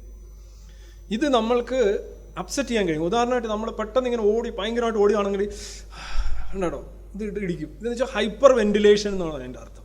ഹൈപ്പർ വെന്റിലേഷൻ, ഓവർ ബ്രീത്തിങ് ആണ്. നമുക്ക് കൂടുതൽ ഓക്സിജൻ വേണം. കാര്യം ആക്ടിവിറ്റി ഇവിടെ ATP ഉണ്ടാക്കാനായിട്ട് കൂടുതൽ ഓക്സിജൻ വേണം. ആ ഓക്സിജൻ കൊടുക്കണമെങ്കിൽ കൂടുതൽ ഓക്സിജൻ അങ്ങോട്ട് ചെല്ലണം, ഏതെങ്കിലും മാത്രമേ അത് പറ്റുള്ളൂ. ഈ ഹൈപ്പർ വെന്റിലേഷൻ പല രീതിയിൽ ചെയ്യാം. ഇപ്പോൾ ഓക്സിജൻ തന്നെ മാത്രം കൂടുതൽ നിങ്ങൾ അങ്ങോട്ട് ആകുന്നുണ്ടെങ്കിൽ നിങ്ങൾ ഹൈപ്പർ ഓക്സിയ എന്ന് പറയുന്ന അവസ്ഥയിലേക്ക് വരും. ഓക്സിജൻ കുറഞ്ഞു കഴിഞ്ഞാൽ ഹൈപ്പോക്സിയ ആവും. ഹൈപ്പോക്സിയ എന്ന് പറയുമ്പോഴും എഡീമ ഉണ്ടാവും. നിങ്ങളുടെ തലച്ചോറ് ഉൾപ്പെടെ എല്ലാ സാധനവും വികസിക്കും. തലച്ചോറ് വികസിക്കുക എന്ന് പറഞ്ഞാൽ അതിനൊരു പരിമിതിയുണ്ട്. കാര്യം ഈ ക്രേനിയത്തിനകത്ത് ഇരിക്കുന്നുണ്ട്, തലച്ചോറ് അതിനപ്പുറത്തേക്ക് പോകത്തില്ല. അപ്പോൾ താഴോട്ട് ഈ ഭാഗത്തോട്ട് ഇറങ്ങും, അവിടെ ക്രേനിയം ഇല്ല. എല്ലാ ലങ്സ് ഉൾപ്പെടെ നിങ്ങൾക്ക് ഓക്സിജൻ കുറച്ചുള്ള ഒരു സ്ഥലത്ത് കുറച്ച് നേരം ഇരുന്ന് കഴിഞ്ഞാൽ നിങ്ങളുടെ ലങ്സും എല്ലാം ഇങ്ങനെ വീർത്തു വരും. ഓക്സിജൻ കൂടിയാലും തന്നെ സംഭവിക്കും. ബോഡിക്ക് വേറെ ഒരു രീതിയില്ല. നോർമലായിട്ട് പോകണമെന്ന് ഈ NTPയിൽ പോകണം. അതാണ് ഈ സുദർശന യോഗയും മറ്റ് ചക്രയും വലിച്ചു കെട്ടലും എല്ലാം ഈ ഓക്സിജൻ കാർബൺ ഡൈ ഓക്സൈഡ് എന്ന് പറയുന്ന സാധനത്തിൻ്റെ ആ അനുപാതം മാറ്റി ഉണ്ടാക്കുന്ന ഉന്മാദാവസ്ഥകളാണ്. ഇതിനാണ് ആളുകൾ കരുതുന്നത് അവരെന്തോ കണ്ടു എന്തോ കേട്ടു എന്ന് പറയുന്നത്. സിംപ്ലി കെമിക്കലാണ്. ഓക്സിജൻ കാർബൺ ഡൈ ഓക്സൈഡ് അതിൻ്റെ അനുപാതം ശരീരത്തിൽ മാറിക്കഴിഞ്ഞാൽ നിങ്ങൾക്ക് വ്യത്യസ്തമായിട്ടുള്ള സെറിബ്രൽ അനുഭൂതികൾ ഉണ്ടാകും. ആർക്കും ചെയ്യാവുന്നേ ഉള്ളൂ. അതിന് ഒരാളെയും പോയി കാണേണ്ട കാര്യമില്ല. അത് അപകടകരമാണ്, ആശാസ്യമല്ല എന്നുള്ളത് വേറൊരു കാര്യം. ഹൈപ്പർവെന്റ് ഇപ്പോൾ പല ആളുകളും ഈ കൊടുമുടികളിലും ഹിമാലയത്തിലൊക്കെ പോയി ധ്യാനം ചെയ്യുന്നില്ലേ? അവിടെ ഈ ധ്യാനം ഉണ്ടായതിന് വേറൊരു കാരണം കൂടി ഉണ്ടാകും. ഞാനൊരു നാച്ചുറൽ സെലക്ഷൻ അതിനകത്ത് പറയാം. അതായത് ഈ ഹിമാലയം പോലെയുള്ള സ്ഥലങ്ങളിൽ ഓക്സിജൻ അളവ് കുറവാണ്. ഇപ്പോൾ എവറസ്റ്റ് 8848 മീറ്ററാണ് അതിൻ്റെ പൊക്കം. അതായത് ഒരു 8.5 കിലോമീറ്റർ കൂടുതൽ പൊക്കമുണ്ട് തറയുന്ന ബേസിൽ നിന്ന്. അവിടെ വരുമ്പോൾ 33% അന്തരീക്ഷ വായുവേ ഉള്ളൂ. എന്ന് വെച്ചാൽ 33% ഓക്സിജനേ ഉള്ളൂ. അപ്പോൾ ഇവിടെ നമ്മൾ ഒറ്റ വലിക്ക് കയറ്റുന്ന ഓക്സിജൻ്റെ 1/3 മാത്രമേ അവിടുത്തെ ഒറ്റ വലിയിൽ കിട്ടുള്ളൂ. മനസ്സിലായില്ലേ? അതുകൊണ്ടാണ് നമ്മൾ ഓക്സിജൻ സിലിണ്ടർ കൊണ്ടുപോകുന്നത്. ഈ എവറസ്റ്റ് കയറാനൊക്കെ പോകുന്നവർ ഓക്സിജൻ സിലിണ്ടർ കൊണ്ടുപോകുന്നത് ഓക്സിജൻ ഇല്ലാത്തതുകൊണ്ടല്ല, നമുക്ക് ആവശ്യത്തിനുള്ള ഓക്സിജൻ ഇല്ല. പക്ഷേ ഈ 1/3 കിട്ടുകയുള്ളൂ എന്ന് പറയുമ്പോഴും നിങ്ങൾ അവിടെ ചെന്ന് ഇങ്ങനെ ഇരിക്കുകയാണെന്ന് അനങ്ങാതെ ഇങ്ങനെ ഇരിക്കുകയാണെന്നുണ്ടെങ്കിൽ ഈ 1/3 വെച്ച് ഓടിച്ചു പോകാം. നിങ്ങൾ മല കയറുകയാണെന്നുണ്ടെങ്കിൽ നിങ്ങൾക്ക് ഊർജ്ജം വേണം, മനസ്സിലായി? അതിന് കൂടുതൽ ഓക്സിജൻ വേണം, മെറ്റബോളിസം കൂടുതൽ വർക്ക് ചെയ്യണം. അപ്പോൾ ഈ ഓക്സിജനോ ഇതിൽ കൂടുതൽ ഓക്സിജൻ വേണം, ഇവിടെ ഉള്ളതിനേക്കാൾ കൂടുതൽ ഓക്സിജൻ വേണം. നമ്മൾ ഓടുമ്പോൾ കൂടുതൽ ഓക്സിജൻ വേണ്ടേ? അല്ല വർക്ക് ചെയ്യുമ്പോൾ കൂടുതൽ വേണ്ടേ? വെറുതെ ഇങ്ങനെ ഇരിക്കുകയാണെങ്കിൽ കുറഞ്ഞ ഓക്സിജൻ മതി. അപ്പോൾ പർവ്വത പ്രദേശത്ത് പോയിരുന്ന് ചെയ്യാൻ പറ്റുന്ന കാര്യം എന്താണ്? ധ്യാനിക്കുക. അവിടെ ഉള്ളവർ ഒന്നും ചെയ്യാതിരിക്കുക. ഉള്ള ഓക്സിജൻ വെച്ച് അഡ്ജസ്റ്റ് ചെയ്യലിൽ നിന്ന് തുടങ്ങിയത് ആകാം ഒരു പക്ഷേ. ഇത് ഞാനൊരു ജസ്റ്റ് എൻ്റെ ഒരു അസംഷൻ പറഞ്ഞാണ്. May not be right, may be right. It's a natural selection, it could be. കാരണം ഇവരെല്ലാം മുകളിലോട്ടാണ് പോകുന്നത്. അപ്പം ചോദിക്കും വനത്തിൽ പോകുന്നവരില്ലേന്ന്. വനത്തിലൊക്കെ പോകുന്ന പിന്നെ വന്ന കഥകളാണ്. വനത്തിലൊക്കെ പോയി കഴിഞ്ഞാൽ വല്ല പാമ്പ് കടിച്ച് കൊല്ലും, അല്ലെങ്കിൽ ആന ചവിട്ടി കൊല്ലും. നാട്ടിൽ തന്നെ ജീവിക്കാൻ വയ്യാത്ത അവസ്ഥ.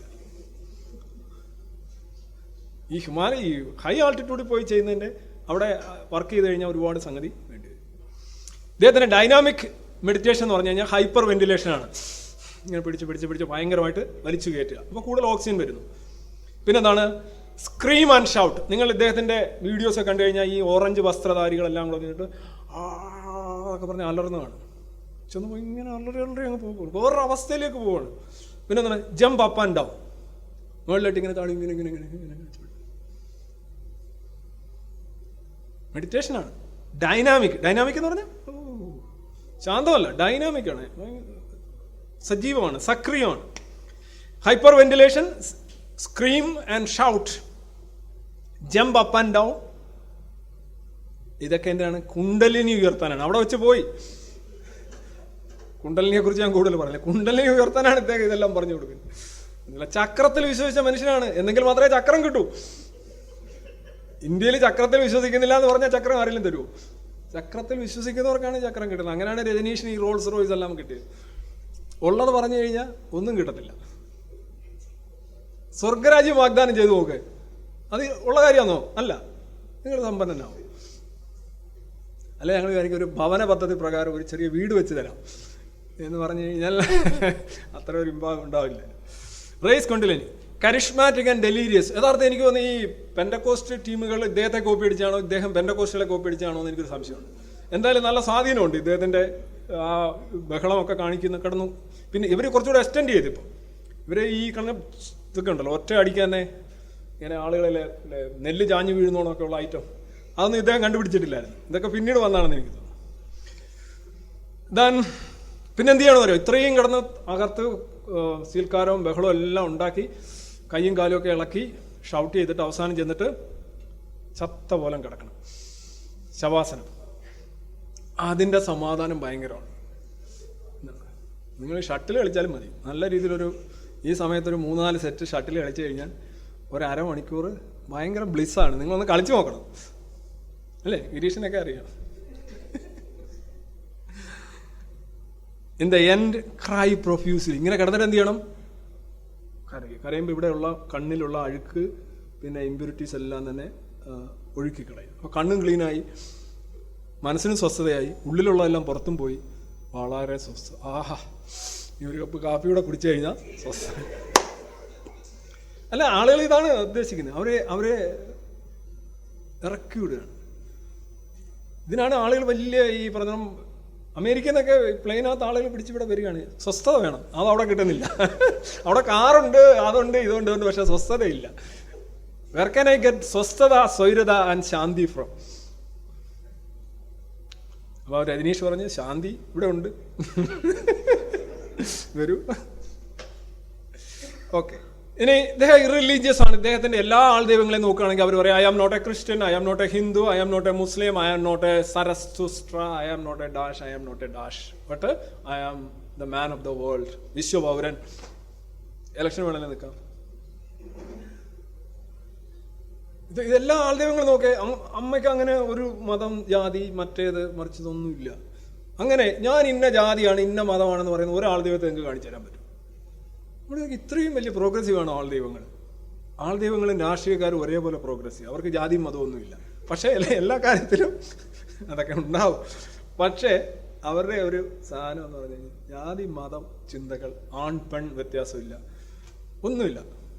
അങ്ങനെയാണെങ്കിൽ മാത്രമേ വലിയ വലിയ ആളുകളാകാൻ പറ്റൂ. അപ്പോൾ ഇതൊരു എന്താ പറയുന്ന ഒരു ഡിഫോൾട്ട് റെട്ടറിക്കാണ്.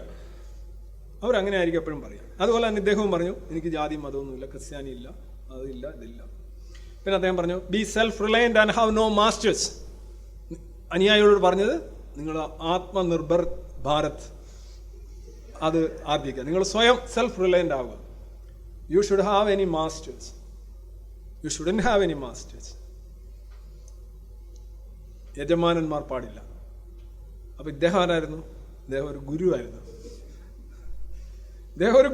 ഒരു ഗുരു പറയാണ്, ശിഷ്യന്മാരോട് പറയാണ്, നിങ്ങൾക്ക് മാസ്റ്റർ പാടില്ല. അപ്പൊ പിന്നെ നിങ്ങൾ എന്തു അല്ലെ, ജഗതിയുടെ ഭാഷയെ പറഞ്ഞോണം.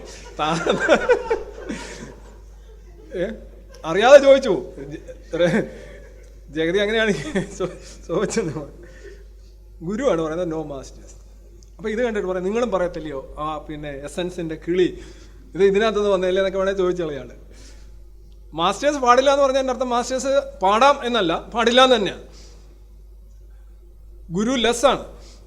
ഇത് ഗുരുവംശം, ശരിക്കും കുരുവംശമാണ്. പിന്നെ അദ്ദേഹം പറഞ്ഞ rules and regulations are impediments. Rules, മറ്റേ ടാക്സ് അടയ്ക്കണം, പിന്നെ ട്രാഫിക് റൂൾസ്. എന്തിനാണ് ട്രാഫിക് റൂൾസ് ഒക്കെ പാലിക്കുന്നത്? അതെല്ലാം ഒരു തടസ്സമാണ്. നമുക്ക് അങ്ങോട്ട് വളരാൻ പറ്റത്തില്ല, മുന്നോട്ട് പോകാൻ പറ്റില്ല. ഇതാണ് ആളുകളെ ആകർഷിച്ചത്. അന്നത്തെ ആളുകളെ, വിനോദ് ഖന്നയൊക്കെ ഹോളിവുഡിന്റെ ആ തീഷ്ണതയിൽ നിന്ന് ഇറങ്ങി ഓടിപ്പോയി ഓറഞ്ച് ഡ്രസ്സ് ധരിക്കുകയാണ്. പുള്ളി നോക്കിയപ്പോൾ ഹോളിവുഡിൽ അദ്ദേഹത്തിന്റെ ഡിസൈൻസ് ഒക്കെ നടപ്പിലാക്കാൻ ഇച്ചിരിയുടെ റെസ്ട്രിക്ഷൻസ് ഉണ്ട്, അവിടെ ആകുമ്പോൾ അത്രയും ഇല്ല എന്ന് പറഞ്ഞാണ് പുള്ളി പോയത്. പിന്നെ body desires can be ignored, renunciation cannot make you a saint. നിങ്ങൾ ത്യജിച്ചത് കൊണ്ട് സന്യാസി ആവില്ല, ഒന്നും ത്യജിക്കാൻ പാടില്ല. Love is universal, do not love selectively, make garland with all flowers. എല്ലാ പൂക്കളും വെച്ച് മാല ഉണ്ടാക്കണം. ഏതെങ്കിലും ഒരു പൂക്കൾ വെച്ച് മാത്രം മാല ഉണ്ടാക്കാൻ പോരാ. അതുകൊണ്ട് തന്നെ ലവ്, സെലക്റ്റീവ് ലവ് പാടില്ല. ഒരാളെ മാത്രം സ്നേഹിക്കുക, അയാൾക്ക് പൂക്കൾ കൊടുക്കുക, അയാളുമായിട്ട് ജീവിക്കുക. മാരേജ്, കല്യാണം, പ്രണയം, ഇതൊക്കെ അർത്ഥശൂന്യമായ കാര്യങ്ങളാണെന്നാണ് രജനീഷ് പറഞ്ഞത്. ലവ് എന്ന് പറഞ്ഞാൽ യൂണിവേഴ്സലാണ്. ഇപ്പൊ നിങ്ങളിവിടെ ഒരു വിളക്ക് കൊളുത്തി വെക്കുന്നു, ഇതിവിടെ എല്ലാം മൊത്തം ഇരുട്ടാണെന്ന് ഇരിക്കട്ടെ, വിളക്ക് കൊളുത്തി വെക്കുമ്പോൾ ഈ മുറിയിൽ മൊത്തം പ്രകാശം ഉണ്ടാവും അല്ലേ? ആ പ്രകാശത്തിൽ ഇവിടെ ഇരിക്കുന്ന എല്ലാവർക്കും കാണാൻ കഴിയും. അതുപോലെയാണ് സ്നേഹം എന്ന് പറയുന്നത്. അതേപോലെ ഒരു വിളക്കാണ്, അത് കൊളുത്തി വെച്ച് കഴിഞ്ഞാൽ അതവിടെ ഇരിക്കുന്ന XYZ എല്ലാവർക്കും അത് കിട്ടും. അല്ല ഒരാളെ മാത്രം സ്നേഹിക്കുക, ഒരാളെ മാത്രം പ്രണയിക്കുക, അയാൾ എന്തോ നീയാണ് ഈ ലോകത്തിൻ്റെ ആത്മാവ്, നീ ഇല്ലെങ്കിൽ ലോകത്ത് ഓക്സിജൻ ഇല്ല എന്നൊക്കെ പറയുന്നത് കഴമ്പില്ലാത്ത കാര്യമാണെന്നാണ് അദ്ദേഹം പറഞ്ഞത്. അത് ആളുകളെ ഒരുപാട് ആകർഷിച്ച ഒരു സംഗതിയാണ്. കാര്യം വെച്ചാൽ എന്താ പറയുന്നത്, ഉപാധികളില്ലാത്ത പ്രണയമേ എന്നൊക്കെ പറഞ്ഞ് ഓരോരുത്തർ കവിത എഴുതും. എന്തെല്ലാം കവിതകൾ ഇറങ്ങുന്നത്. എന്താ പറയുന്നത്, ഈ ഗുലാബ് ജാൻ എന്ന് പറയുന്ന ഒരു ഐറ്റം കവിതകളുണ്ട്. അതിൻ്റെയൊക്കെ തുടക്കം ഇദ്ദേഹത്തിൽ നിന്നാണ് എനിക്ക് തോന്നുന്നത്. പിന്നെ ഇദ്ദേഹം സോഷ്യലിസത്തെ എതിർത്തിരുന്നെങ്കിലും ഇദ്ദേഹത്തിൻ്റെ ലൈഫ് മൊത്തം കമ്മ്യൂൺ ലൈഫാണ്.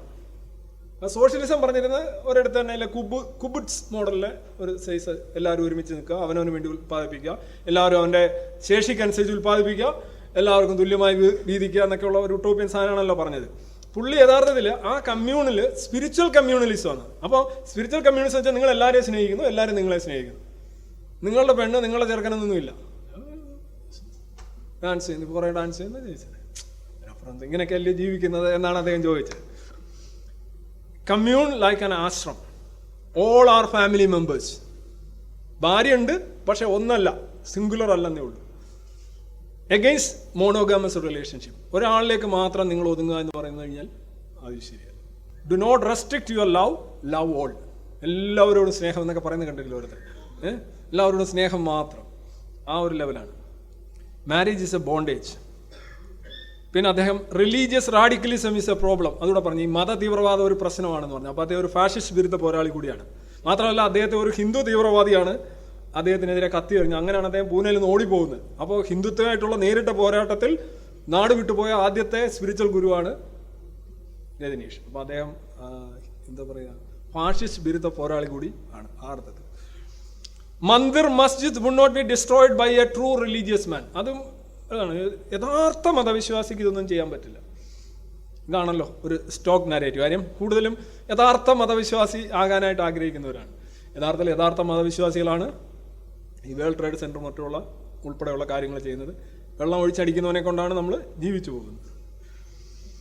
ഇനി ഇദ്ദേഹം പറഞ്ഞൊരു കാര്യം, ബി ക്രിയേറ്റീവ് ആയിരിക്കണം. എന്തിനും പഴയ കാര്യങ്ങളൊന്നും ചെയ്യലും പാരമ്പര്യമായ കാര്യങ്ങളൊന്നും ചെയ്യലും, എന്തെങ്കിലും പുതുമ വേണം.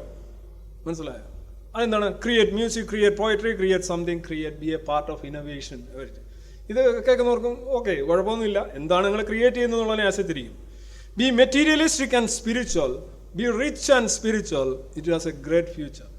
ഒരേ സമയം ഭൗതികവാദിയുമായിരിക്കുക, ആത്മീയവാദിയുമായിരിക്കുക.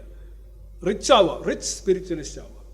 അല്ല നോക്കുക, അങ്ങനെയാണ് ഈ കോടികൾ സമ്പാദിക്കുക. ഈ ഒരു റിച്ച് സ്പിരിച്വലിസം എന്ന് പറയുന്ന ട്രഡീഷൻ, പണ്ടത്തെ ഈ സ്പിരിച്വലിസ്റ്റുകളൊക്കെ ഒന്നിൽ പരിത്യജിച്ചിട്ട് വനാന്തരങ്ങളിലൊക്കെ പോകുമായിരുന്നു, ഭിക്ഷ അയച്ച് ജീവിക്കുമായിരുന്നു. ബുദ്ധിസത്തിലൊക്കെ മങ്കുണ്ടോ എന്ന് പറഞ്ഞ് ഇങ്ങനെ നടക്കുമായിരുന്നു.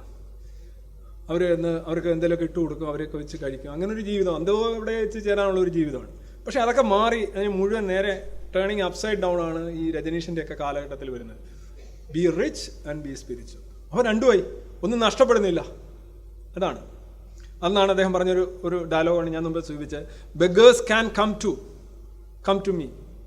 ഭിക്ഷക്കാർക്ക് എൻ്റെ അടുത്ത് വരാൻ കഴിയില്ല. The poor can come to me. The gap is too big, so it's natural. I am the rich man's guru. ഞാൻ പണക്കാരുടെ ഗുരുവാണ്, അതിനൊന്നും ഒരു കുഴപ്പമില്ല എന്നാണ് പുള്ളി. അദ്ദേഹത്തിൻ്റെ സേയിങ്സ് ആണ് എല്ലാവരും ഇങ്ങനെ കോട്ട് ചെയ്യുന്നത്. ഓഷോ അങ്ങനെ പറഞ്ഞു, ഓഷോ ഇങ്ങനെ പറഞ്ഞു. ഞാൻ ഈ ടോപ്പ് 10 ഓഷോ എന്ന് പറഞ്ഞ കുറേ എണ്ണത്തിൽ ഞാൻ സെലക്ട് ചെയ്തൊരു 10 എണ്ണം. ഇതൊക്കെ ഇതുണ്ടാക്കുന്ന എല്ലാം പലതും വളരെ ഫേക്ക് ആൻഡ് ഫോൾസ് നരേറ്റീവ്സ് ആണ്. കേൾക്കുമ്പോൾ എന്തോ വലിയ സംഗതിയായിട്ട് തോന്നും. ഇതിൻ്റെ എല്ലാം കാര്യം അവസാനം ഈ 10ാമത്തെ അദ്ദേഹം പറയുന്നുണ്ട്, baby my whole work is to confuse you. മനസ്സിലായല്ലോ, പുള്ളി തന്നെ പറഞ്ഞിട്ടുണ്ട്, ഞാൻ എന്തെങ്കിലുമൊക്കെ അങ്ങോട്ടും ഇങ്ങോട്ടൊക്കെ മാറ്റി ഇങ്ങനെ പറയുന്നു, നിങ്ങൾ കൺഫ്യൂസ് ആവുന്നത് ഞാൻ എന്തോ വലിയ ചക്കയാണെന്ന് കരുതുന്നു. ഇതാണ് ഓരോ നോക്കുക, ഈ 10 എണ്ണം നോക്കുക. പ്രധാനമായിട്ട് obey no orders except those from within. ഒരു ഉത്തരവ് എടുക്കാതിരിക്കുക ഉള്ളിൽ നിന്നുള്ളതല്ലാതെ. നടക്കൂ, ബ്രാഞ്ച് കമ്മിറ്റി പോലും ഇരിക്കാൻ പറ്റത്തില്ല. ഉള്ളിൽ നിന്ന് വരുന്നതല്ലാതെ ഒരു ഉത്തരവ് എടുക്കാതിരിക്കുക, ഇദ്ദേഹം പറഞ്ഞാണ്. പക്ഷെ ഇതിനകത്ത് രസമുണ്ട്. നമ്മൾ ഇനി വേറൊരാൾ നമ്മുടെ ഉത്തരവുകൾ ഉണ്ടാകുന്നത് എങ്ങനെയാണ്? ഇപ്പോൾ ഉദാഹരണമായിട്ട് എനിക്ക് വിശക്കുന്നു, എനിക്ക് ദാഹിക്കുന്നു, ഓട്ടെ വിശക്കല്ല ദാഹിക്കുന്നു, എനിക്കൊരു ചായ വേണം. എൻ്റെ ഉള്ളിൽ നിന്നുള്ള ഉത്തരവ് എന്താണ്? ചായ കുടിക്കട എന്നുള്ളതാണ് എൻ്റെ ഉള്ളിൽ നിന്നുള്ള ഉത്തരവ്. അപ്പോൾ പുറത്ത് ഒരു സാഹചര്യം ഉണ്ട്, നിങ്ങളെല്ലാം തന്നെ ചായ അല്ല കുടിക്കുന്നത്, നിങ്ങൾ വേറെ കുറച്ചുകൂടെ രസകരമായ ഒരു പാനീയമാണ് കുടിക്കുന്നത്. ചായക്കൊന്നും ഇവിടെ ഈ സമയത്ത് ആര് ചായ എന്നൊക്കെ പറഞ്ഞ് നിങ്ങൾ കുടിക്കുകയാണ്. അപ്പോൾ എന്ത് ചെയ്യുന്നു? വേറെ ആൾ എനിക്ക് ആ സാധനം വെച്ച് നീട്ടുന്നു. വേറെ മറ്റേ പ്രശ്നമൊന്നും സാധനമല്ല, സാധനം. അപ്പോൾ അതുകൊണ്ട് ചായ ഒന്നും ഇല്ലേ? ചായ ഇല്ല, ഇതേ ഉള്ളൂ, എല്ലാവരും കുടിക്കും, നല്ല സാധനമാണ്, വൈറ്റമിനൊക്കെ ഉള്ളതാണ്. ഞാൻ പറഞ്ഞു ശരി, ഞാൻ അതെടുത്ത് കുടിക്കും. അപ്പോൾ പുറത്തുനിന്നുള്ള ഉത്തരവ് ആണ് നടപ്പിലാക്കിയതെന്ന് പറയാം. പക്ഷേ എൻ്റെ ഉള്ളിലുള്ള ഒരു ആഗ്രഹം അല്ലെ ഒരു ചിന്ത ഉണ്ട്, അതിവിടെ പുറത്ത് നടക്കുന്നില്ല, അതിനുള്ള സാധ്യതയില്ല. ഇവിടെ ഉള്ളത് ഇതാണ്. അപ്പം ഞാൻ എന്ത് ചെയ്തു? ഞാനിത് എൻ്റെ തീരുമാനം അങ്ങ് മാറ്റി വേറൊരു ഉത്തരവ് ഇറക്കി. എന്താ? ഇത് മതി, എന്നിട്ട് ഇത് കുടിക്കുന്നു. ഇത് തന്നെയല്ലേ എല്ലാവരും ചെയ്യുന്നത്. പൈസ കൊണ്ടുവരുന്നു, അഴിമതി, ഇങ്ങനെ കുത്തിച്ചെല്ലുന്നു, വേണ്ട വേണ്ട എന്നൊക്കെ പറഞ്ഞിരിക്കുന്നു. കുറേ ആൾ കഴിയുമ്പോൾ കുട്ടിക്ക് ദീനം, ഭാര്യയ്ക്ക് ആഭരണം, അത് എല്ലാ പ്രശ്നം. പൈസ ഇല്ലാതെ പറ്റത്തില്ല, ഒന്നിൽ പോയി മോട്ടിക്കണം. അപ്പോഴാണ് പറയുന്നത് അവൻ അത് കൊണ്ടുവന്ന് നീട്ടി. നമ്മൾ ഉള്ളിൽ നിന്നുള്ള തീരുമാനം മാറ്റുന്നു, എന്നാലും തന്നെയെന്ന് പറയും. തീരുമാനം എല്ലാം ഉള്ളിൽ നിന്ന് തന്നെ വരുന്നത്, ഉള്ളിൽ നിന്നുള്ള തീരുമാനം തന്നെ നമ്മൾ നടപ്പിലാക്കുന്നത്. പിന്നെ നമ്മൾ മാറ്റുന്നു എന്നുള്ളത് മാത്രമാണ് വ്യത്യാസം. അല്ലാതെ നമ്മുടെ ഉള്ളിൽ എല്ലാത്തിൻ്റെയും തീരുമാനമുണ്ടോ? നമുക്കൊരു രോഗം വരുന്നു, അതിൻ്റെ ശരി ഇത് ഇന്ന രോഗമാണ് നമുക്കറിയാം. അതിൻ്റെ തീരുമാനം വരേണ്ടുന്നത് സയൻറ്റിഫിക് ഇൻവെസ്റ്റിഗേഷനിൽ നിന്നാണ്, മെഷീനിൽ നിന്നാണ്, ഡേറ്റയിൽ നിന്നാണ് അതിൻ്റെ തീരുമാനം വരേണ്ടത്. അല്ല എനിക്ക് ഇന്ന രോഗമാണെന്ന് ഞാൻ ഉള്ളിൽ നിന്നൊരു തീരുമാനം, എനിക്ക് ഇതാണ്, ഒരു പ്രശ്നമില്ല എന്ന് പറഞ്ഞ് നടക്കല്ല വേണ്ടുന്നത്. ഈ ഇൻവേർട്ട് ഗെയ്സിങ് എന്ന് പറയുന്നൊരു സാധനം വലിയൊരു പ്രശ്നമാണെന്ന് ഞാൻ എപ്പോഴും പറയുന്നത്. ഉള്ളിലേക്ക് നോക്കുക, ലോകത്തിൻ്റെ പ്രശ്നങ്ങൾ, നിങ്ങളുടെ പരിഹാരം പോലും നിങ്ങൾക്ക് അറിയാൻ കഴിയില്ല. നിങ്ങളുടെ ശരീരത്തിൽ എന്ത് നടക്കുന്നു, നിങ്ങൾക്ക് എന്താണ് വേണ്ടത്, നിങ്ങൾക്ക് എവിടെയാണ് തെറ്റിയത്. ഒരുപാട് തീരുമാനങ്ങൾ പുറത്തുനിന്ന് വരാനുണ്ട്, ഒരുപാട് കാര്യങ്ങൾ പഠിക്കാനുണ്ട്. അത് നിങ്ങൾ നിങ്ങളുടേതാക്കിയാൽ മതി. ആ പുറത്തുനിന്നുള്ള ആ സാധനം നിങ്ങളുടേതാക്കിയാൽ മതി, എന്നിട്ട് നിങ്ങളുടെ ആക്കി വെച്ചോ, അതിനകത്ത് കുഴപ്പമില്ല. എപ്പോഴും നമ്മൾ നടപ്പിലാക്കുന്ന എല്ലാം നമ്മളുടെ കൈ വെക്കാൻ ഒരാൾ പറയുന്നത് പുറത്തുനിന്നായിരിക്കും പറയുന്നത്, പക്ഷേ കൈ വെക്കാനുള്ള ഇത് ഇവിടെ നിന്ന് തന്നെ കൊടുത്തെങ്കിലേ കൈ പൊങ്ങുള്ളൂ. നല്ലത് എടുക്കണം, ശരിയായിട്ടുള്ളത് അംഗീകരിക്കണം. രണ്ടാമത്, only God is life it self. പുള്ളി പറയും ഒരു ദൈവമേ ഉള്ളൂ, അത് ജീവിതമാണ്. ഓക്കെ, അത് നമുക്ക് പ്രശ്നമില്ല. പക്ഷെ എന്താണ് ഗോഡെന്ന് അറിയില്ല. ഒരു ലൈഫ് എന്ന് പറഞ്ഞാൽ അംഗീകരിക്കാം. പിന്നെ ഈ ദൈവം എന്ന് പറയുന്നത് ജീവിതമാണ് എന്നാണ് പുള്ളി പറയുന്നത്. പിന്നെ truth is within, do not look it for elsewhere. ഇത് പ്രശ്നമാണ്. സത്യം ഉള്ളിലാണുള്ളത്, അത് പുറത്തെങ്ങും നോക്കണ്ട എന്ന് പറഞ്ഞാൽ എന്താ എൻ്റെ അർത്ഥം? നിങ്ങളുടെ ഈ വിഹുലതകളും നിങ്ങളുടെ ഓരോരോ അന്ധവിശ്വാസങ്ങളും നിങ്ങളുടെ ധാരണകളും, നിങ്ങൾക്ക് സത്യം പോയിട്ട് നിങ്ങളുടെ വസ്തുതകൾ പോലും അറിയുന്നുണ്ടാവില്ല, നിങ്ങൾക്ക് ഒന്നും അറിയുന്നുണ്ടാവില്ല പല കാര്യങ്ങളിലും. അപ്പോൾ അതിൻ്റെ എല്ലാം സത്യം നിങ്ങൾ ഇവിടെ നിന്നാണോ ഖനനം ചെയ്തെടുക്കുന്നത്? പുറത്തുനിന്നൊന്നും വരണ്ട. ഈ പുറത്തുനിന്നൊന്നും വരണ്ട എന്ന് പറയുന്നത് തന്നെ അടയുന്ന മനുഷ്യനാണ്, കുടിസ് സിസ്റ്റമാണ്. അയാളിൽ നിന്ന് യഥാർത്ഥത്തിൽ നമ്മൾ തുറന്നു വെക്കുകയാണ് ചെയ്യേണ്ടത്, വെന്റിലേഷനാണ് വേണ്ടത്. നമ്മൾ പുറത്തുനിന്നുള്ള ആശയങ്ങളും ഫാക്റ്റും വന്നിട്ട് ഇവിടെ നമ്മൾ തീരുമാനിക്കുകയാണ് വേണ്ടത്, അല്ലേ? ചില സമയങ്ങളിൽ നമ്മളുടെ അതിജീവനമാണ് നമ്മൾ നോക്കേണ്ടത്. ഇപ്പോൾ ഈ പുള്ളി പറയുന്നുണ്ട്, the truth is within. Absolutely unacceptable ആയിട്ടൊരു ആശയമാണ്. സത്യം ഉള്ളിലാണുള്ളത് എന്ന് വെച്ച് കഴിഞ്ഞാൽ നിങ്ങൾ പറയുന്നതാണ് ശരി എന്ന് എങ്ങനെ പറയാൻ കഴിയും? ഇതന്നെ അവരും പറഞ്ഞു, ബ്രഹ്മത്തെക്കുറിച്ച് പറഞ്ഞു, എന്താണ് ബ്രഹ്മം ഉണ്ടെന്നതിൻ്റെ തെളിവെന്ന് പറഞ്ഞ് ഞാൻ അറിഞ്ഞു, അതുകൊണ്ട് അതുണ്ട് എന്ന് പറയും.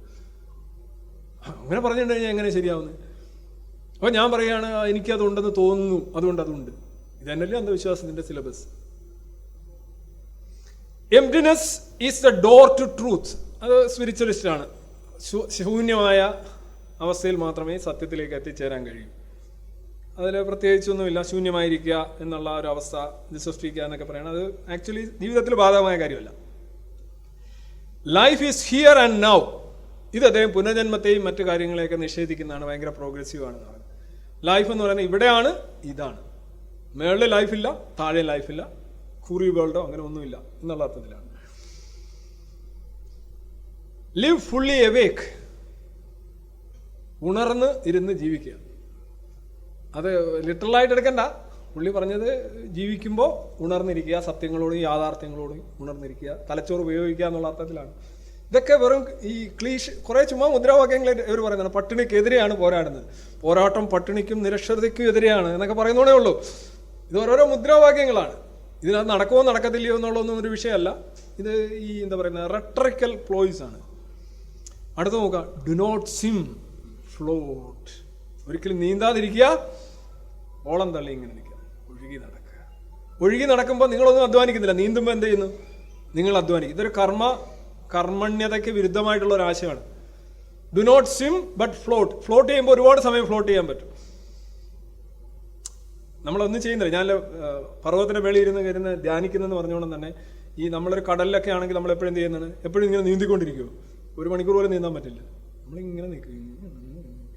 ഇടയ്ക്ക് ഇച്ചിരി അങ്ങോട്ട് വെച്ച് ഒന്ന് റോക്കറ്റ് പ്രവർത്തിക്കുന്നത്, ചെറുതായിട്ട് ഒരു റോക്കറ്റ് കത്തിച്ച് ഇച്ചിരി അങ്ങോട്ട് മാറ്റും, എന്നിട്ട് വീണ്ടും ഇങ്ങനെ നിൽക്കും. ഇത് അർത്ഥത്തിൽ നല്ലതാണ്. സാഹചര്യങ്ങൾക്കും സമ്മർദ്ദങ്ങൾക്കും ഒക്കെ അധികം പിന്നെ മറ്റുള്ളവരെ കൊണ്ട് സംസാരിപ്പിക്കുക. നിങ്ങളുമായിട്ട് ഒരാൾ തർക്കിക്കുകയാണെങ്കിൽ അവൻ പറയട്ടെ നോക്കണം. അവൻ ഒരു മണിക്കൂറൊക്കെ പറഞ്ഞിട്ട് നീ എന്ത് പറയുന്നു എന്ന് ചോദിക്കുമ്പോൾ അത് ശരിയാണെന്ന് എനിക്ക് തോന്നുന്നില്ല എന്നൊന്ന് പറഞ്ഞു നോക്കേ. അവൻ ആ 1 മണിക്കൂർ അധ്വാനം പോയി അവനവിടെ കുഴഞ്ഞു വിടും. പോടാ ഡാഷയെന്ന് പറഞ്ഞിട്ട് അവൻ അപ്പോഴേ സ്ഥലം വിടും. അവനെ കൊണ്ട് സംസാരിപ്പിക്കണം. Do not swim but float. Die each moment so that you are renewed each moment. അത് അടുത്ത രസം. ഇതിനകത്ത് ആ ഒരു ഇന്റലക്ച്വൽ ഡിസോണറ്റി നോക്കി. ഡൈ ഈച്ച് മൊമെന്റ്, ഓരോ നിമിഷവും മരിച്ചിട്ട് നിങ്ങളെ പുതുക്കി പണിയുക. പുള്ളി പറഞ്ഞെന്താണ്? Life is here and now, life is God itself. എന്നിട്ട് പറയണം ഓരോ നിമിഷം മരിക്കുക. ജീവിതത്തിന്റെ ഓപ്പോസിറ്റ് അല്ലേ മരണം? ഓരോ നിമിഷവും മരിച്ചിട്ട് പുനർജനിക്കുക. എന്നുവെച്ചാൽ ഇതൊക്കെ ചുമ്മാ അങ്ങ് അടിച്ചുവിടുകയാണ്. ഇതിന് പ്രത്യേകിച്ച് അർത്ഥമൊന്നുമില്ല. ഇത് കേൾക്കുമ്പോൾ ശരിയാണ്, ഓരോ നിമിഷവും മരിച്ച് പിന്നെ ജീവിക്കുക. ആളെത്ര പൊള്ളയാണെന്ന് അറിയാനാണ് ഞാൻ 10 സെലക്ട് ചെയ്ത്. അടുത്ത് നോക്കുക. Stop seeking that which is stop and see. ഉള്ളത് അന്വേഷിക്കരുത്. ചിലപ്പോൾ ഞാൻ ദൈവത്തെ അന്വേഷിക്കുകയാണ്, പ്രേതത്തെ അന്വേഷിക്കുകയാണ് എന്നൊക്കെ പറഞ്ഞ ആളുകൾ ഇറങ്ങുമല്ലോ രാവിലെ മറ്റേ ചോറുമൊക്കെ കെട്ടി. ഞാനൊരു അന്വേഷകനാണ്. നീ എന്തിനാണ് അന്വേഷിക്കുന്നത്? ഞാൻ സത്യം, അൾട്ടിമേറ്റ് സത്യം ദൈവത്തെ അന്വേഷിക്കുകയാണ്. അപ്പോഴാണ് രജനീഷ് പറയുന്നത്, ഉള്ളതിനെ അന്വേഷിക്കേണ്ട കാര്യമുണ്ടോ? രജനീഷ് ചോദിക്കുകയാണ്. അപ്പോൾ എല്ലാവരും ചോദിക്കും, ആ ശരിയാണല്ലോ, ഉള്ള ഒരു കാര്യത്തെ നിങ്ങൾ എന്തിനാ അന്വേഷിക്കുന്നത്? വെറുതെ ആവശ്യമില്ലാത്ത ജോലിയല്ലേ. അപ്പം ഞാൻ തിരിച്ചു ചോദിക്കുന്നത്, ഉള്ളതിനെല്ലാം അന്വേഷിക്കാൻ പറ്റൂ? തിരിച്ചു പറഞ്ഞാലും അങ്ങനെ തന്നെയാണ്. ഇതിനകത്തൊക്കെ എല്ലാം പുകയാണെന്ന് ഞാൻ പറഞ്ഞു. അതായത് ഒരു കാര്യം ഉണ്ടെങ്കിലല്ല അതിനെ അന്വേഷിച്ചിറങ്ങിയിട്ട് കാര്യമുള്ളൂ. എൻ്റെ അച്ഛൻ എവിടെയെന്ന് പറഞ്ഞ് ടെലമാക്കസ് പോവുകയാണ്, യുലീസിസിനെ തേടി പോവുകയാണ്, അച്ഛനെ തേടി പോവുകയാണ്. അച്ഛനുണ്ടെങ്കിലേ അച്ഛനെ അന്വേഷിക്കാൻ പറ്റൂ. അച്ഛനെന്നൊരു സങ്കല്പമെങ്കിലും ഉണ്ടല്ലോ. പിതാവിനെ തേടി. മറ്റേ ഇതിനകത്ത് വായ്മൊഴി എന്തോ ഒരു സിനിമ ഉണ്ടല്ലോ, മോഹൻലാൽ അച്ഛനെ അന്വേഷിച്ച് ഇവിടെ നടക്കുന്ന ഒരു സ്ഥലം, ഒരു കത്തിയായിട്ട് യാത്രാമൊഴി. ഒരു അച്ഛനുണ്ട്, അച്ഛനെ അന്വേഷിച്ച് പോവുകയാണ് പുള്ളി. അപ്പോൾ അച്ഛനുണ്ട്, അച്ഛൻ ഇല്ലാന്നിരിക്കട്ടെ, പുള്ളി ടെസ്റ്റ് ട്യൂബോ അല്ലെ അങ്ങനെ എന്തെങ്കിലും വളർന്നിരിക്കട്ടെ, പുള്ളിയുടെ ജീവിതം തന്നെ വ്യർത്ഥമല്ലേ. അവിടെയാണ് ഇദ്ദേഹം പറയുന്നത്, ഉള്ളതിനെ അന്വേഷിക്കരുത്, ദാറ്റ് വിച്ച് ഈസ് ഉള്ളതാണ്, സ്റ്റോപ്പ് ആൻഡ് സീ. അവിടെ നിന്നിട്ട് അതിനെ കാണടാ. നീ എവിടെ അന്വേഷിക്കുന്നത്? ഇവിടെ ഉണ്ട് സാധനം. ഇതൊക്കെ എന്താണ് ഇതിനകത്തെന്ന് നിങ്ങൾക്ക് മനസ്സിലാക്കണം. എനിക്ക് ഇത് ഡിസ്ക്രൈബ് ചെയ്യാൻ പറ്റത്തില്ല. ഇതിങ്ങനെയൊക്കെയാണ് പുള്ളി പറയുന്നത്. പിന്നെ അതുപോലെ തന്നെ അവസാനം അദ്ദേഹം പറഞ്ഞു, baby the whole work is to confuse you. ഇങ്ങനെ കുറെ അങ്ങോട്ടും ഇങ്ങോട്ടൊക്കെ ഇട്ട് നിങ്ങളെയൊക്കെ ഒരു പൊടി സുഖത്തിലാക്കുക എന്നുള്ളതാണ് എൻ്റെ ഉദ്ദേശം. പിന്നെ അദ്ദേഹത്തിൻ്റെ 2-3 പ്രധാനപ്പെട്ട കോട്ടുകൾ. There is no goal. ലക്ഷ്യം പാടില്ല, ലക്ഷ്യം ഇല്ല. Life itself is a goal. എന്താണ് ലക്ഷ്യം എന്ന് ചോദിച്ചു കഴിഞ്ഞാൽ പലരും ചോദിക്കും, എന്താണ് നിങ്ങളുടെ ജീവിതത്തിന്റെ ലക്ഷ്യം എന്ന് ചോദിക്കും. ഇത് ഭയങ്കര ഫിലോസഫിക്കൽ ചോദ്യമാണ്. ആളുകൾ 10 ലൈബ്രറിയിൽ കയറി ഇറങ്ങിയിട്ട് പറഞ്ഞിട്ട് എനിക്ക് ഇനിയും മനസ്സിലായില്ല, 10 പുസ്തകം വായിച്ചിട്ട് പറഞ്ഞിട്ട് എനിക്ക് ഇനിയും പിടി കിട്ടിയിട്ടില്ല. എന്നാൽ ഒരു 10 പുസ്തകം എഴുതുക. എന്തിനാണ് ജീവിക്കുന്നത്? എന്താണ് ജീവിതത്തിന്റെ അർത്ഥം? എങ്ങോട്ടാണ് പോകുന്നത്? ഇങ്ങനെ കുറേ ചോദ്യങ്ങളുണ്ട്, കുറേ സ്യൂഡോ സ്പിരിച്വൽ ക്വസ്റ്റ്യൻസ് ഉണ്ട്. നൂറ്റാണ്ടുകളായിട്ട് സഹസ്രാബ്ദങ്ങളായിട്ട് ആളുകൾ ഈ ചോദ്യം, ഈ ഇല്ലാത്ത പട്ടി ചന്ദ്രനെ നോക്കി ചാടുന്നത് പോലെ ഈ ചോദ്യത്തിന് പുറകെ ഇങ്ങനെ ആളുകൾ പോയിക്കൊണ്ടിരിക്കുകയാണ്. അതിലൊന്നാണ്, എന്താണ് ജീവിതത്തിന്റെ അർത്ഥം? എന്തിനാണ് ജീവിക്കുന്നത്? ഗുഹാ മനുഷ്യനോട് ഈ ചോദ്യം ചോദിച്ചു നോക്കുക. മിസ്റ്റർ ഗുഹാ മനുഷ്യൻ, കമോൺ, എന്താണ് നിങ്ങളുടെ ജീവിതത്തിന്റെ അർത്ഥം? അവൻ ചോദിച്ചാൽ എന്തിന്? അവൻ വേറെ രീതിയിലാണ് നോക്കുന്നത്. അവൻ പറയുന്നത്, ഞാനിപ്പോൾ വേട്ടയ്ക്ക് പോകുന്നുണ്ട്, ഒരു എലിയോ പൂച്ചയോ എന്തെങ്കിലും ഒരു സാധനം കിട്ടിക്കഴിഞ്ഞാൽ തല്ലിക്കൊന്ന് തട്ടിക്കൂട്ടി അകത്താക്കാം. പിന്നെ വൈകിട്ട് കിടന്ന് ഉറങ്ങുക. പിന്നെ നാളെ വെളുക്കാന്നോ വെളുക്കും, മഴയാണോ ഒന്നും അറിയില്ല. Life itself is the goal. ജീവിതം തന്നെയാണ് ലക്ഷ്യം. ജീവിതത്തിന്റെ ലക്ഷ്യം എന്ന് ചോദിച്ചു കഴിഞ്ഞാൽ ജീവിതം തന്നെയാണ് ലക്ഷ്യം. ജീവിക്കുക, അത്രേ ഉള്ളൂ. അത്രേ ഉള്ളൂ. അത്രേ ഉള്ളൂ എന്ന് വെച്ചാൽ ജീവിക്കുക. വൈകുന്നേരം രാവിലെ ഇങ്ങനെ പോകുന്നു, അതേ ഉള്ളൂ. നിങ്ങൾക്ക് ജീവിതത്തിന് ഒരു ലക്ഷ്യമില്ലടാ, ഒരു ലക്ഷ്യബോധമില്ലാതെ എന്തിനാണ് ഇങ്ങനെ ജീവിക്കുന്നത് എന്ന് നമ്മൾ സ്ഥിരം കൊച്ചുനാളിലേക്ക് കേൾക്കുന്ന ഒരു കാര്യമാണ്. Be kind to yourself, live while you live. ജീവിക്കുമ്പോൾ ജീവിക്കുക, വേറെ ഒന്നും ചിന്തിക്കുക. ജീവിക്കുമ്പോൾ എന്താണ്? നിങ്ങൾ ഡ്രൈവ് ചെയ്യുമ്പോൾ ഡ്രൈവ് ചെയ്യുക, പഠിക്കുമ്പോൾ പഠിക്കുക, കുളിക്കുമ്പോൾ കുളിക്കുക, ചിരിക്കുമ്പോൾ ചിരിക്കുക. അതിൻ്റെ ഇടയിൽ കൂടെ മറ്റൊന്നും കയറ്റേണ്ട കാര്യമില്ല എന്ന് നമ്മൾ പറയാറുണ്ട്. അത് തന്നെ, live while you live. If there is A goal, sooner or later it will be achieved. Then what? നിങ്ങളൊരു ലക്ഷ്യം മുൻനിർത്തിയാണ് പോകുന്നത് ഇരിക്കട്ടെ. കുറെ കഴിയുമ്പോൾ നിങ്ങൾ ആ ലക്ഷ്യം നേടും. പിന്നെ നിങ്ങൾ എന്ത് ചെയ്യും? നിങ്ങളെന്തോ ആത്മഹത്യ ചെയ്യും? രജനീഷ് ചോദിച്ച ചോദ്യമാണ്. ജീവിതത്തിന് എന്തിനാണ് ലക്ഷ്യം? ജീവിതം തന്നെയാണ് ലക്ഷ്യം. ഒരു ലക്ഷ്യം മുൻനിർത്തി പോയി കഴിഞ്ഞാൽ നിങ്ങൾ ലക്ഷ്യം കുറെ കഴിയുമ്പോൾ നിങ്ങൾ അച്ചീവ് ചെയ്യും. പിന്നെ എന്ത് ചെയ്യും? ശൂന്യതയാവും. അതുകൊണ്ടൊരിക്കലും ലക്ഷ്യം പാടില്ല. Life it self. ഇതൊക്കെ വളരെ സ്യൂഡോ ആർഗ്യുമെൻ്റ് ആണ്. ഞാൻ പകിട 13 എന്ന് പറയുന്ന ഒരു പുസ്തകം നിങ്ങൾ വായിച്ചിട്ടുണ്ട്, അറിയാം. അതിനകത്ത് എന്താണ് ജീവിതത്തിൻ്റെ അർത്ഥം എന്ന് പറഞ്ഞൊരു ചാപ്റ്റർ ഞാൻ എഴുതിയിട്ടുള്ള കാര്യമാണ്.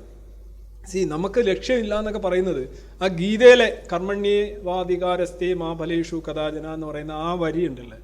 അതായത് നിങ്ങൾക്ക് കർമ്മം ചെയ്യുകയാണ് നിങ്ങളുടെ കർത്തവ്യം, നിങ്ങൾക്ക് ഫലത്തിൻ്റെ മേളിൽ നിങ്ങൾക്ക് അധികാരമില്ല. ഫലം എന്തോ ആകാം, നിങ്ങൾ കർമ്മം ചെയ്തുകൊണ്ടിരിക്കുക എന്നുള്ളതാണ് പറയുന്നത്. അതായത് നിങ്ങൾക്ക് പ്രത്യേകിച്ച് അങ്ങനെ നിങ്ങളൊരു കാര്യം ചെയ്യേണ്ടതായിട്ടുണ്ട്, നിങ്ങൾ ചെയ്യുന്നു. പ്രത്യേകിച്ച് നിങ്ങൾക്ക് അങ്ങനെ ഒരു ലക്ഷ്യമോ ഒരു റിവാർഡോ ഒരു ഗോളോ നിങ്ങൾക്ക് ഫിക്സ് ചെയ്യാൻ പറ്റില്ല.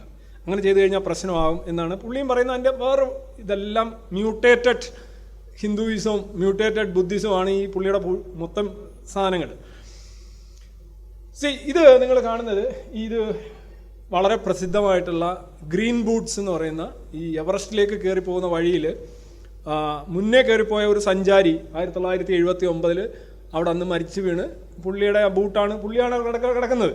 ഇപ്പോൾ കയറി പോകുന്നവർക്കും 2024 കയറി പോകുന്നവർക്കും ഈ പുള്ളിയെ കണ്ടിട്ടാണ് പോകുന്നത്. ഇത് അവരുടെ ഒരു ലാൻഡ് മാർക്കായിട്ടാണ് ഉപയോഗിക്കുന്നത് ആളുകൾ മേളിലോട്ട് കയറി പോകുന്നവർ. കാരണം അവിടെ ഏതാണ്ട് എവറസ്റ്റ് മാത്രം കീഴടക്കിയവരിൽ 334 പേര് മരിച്ചിട്ടുണ്ട്.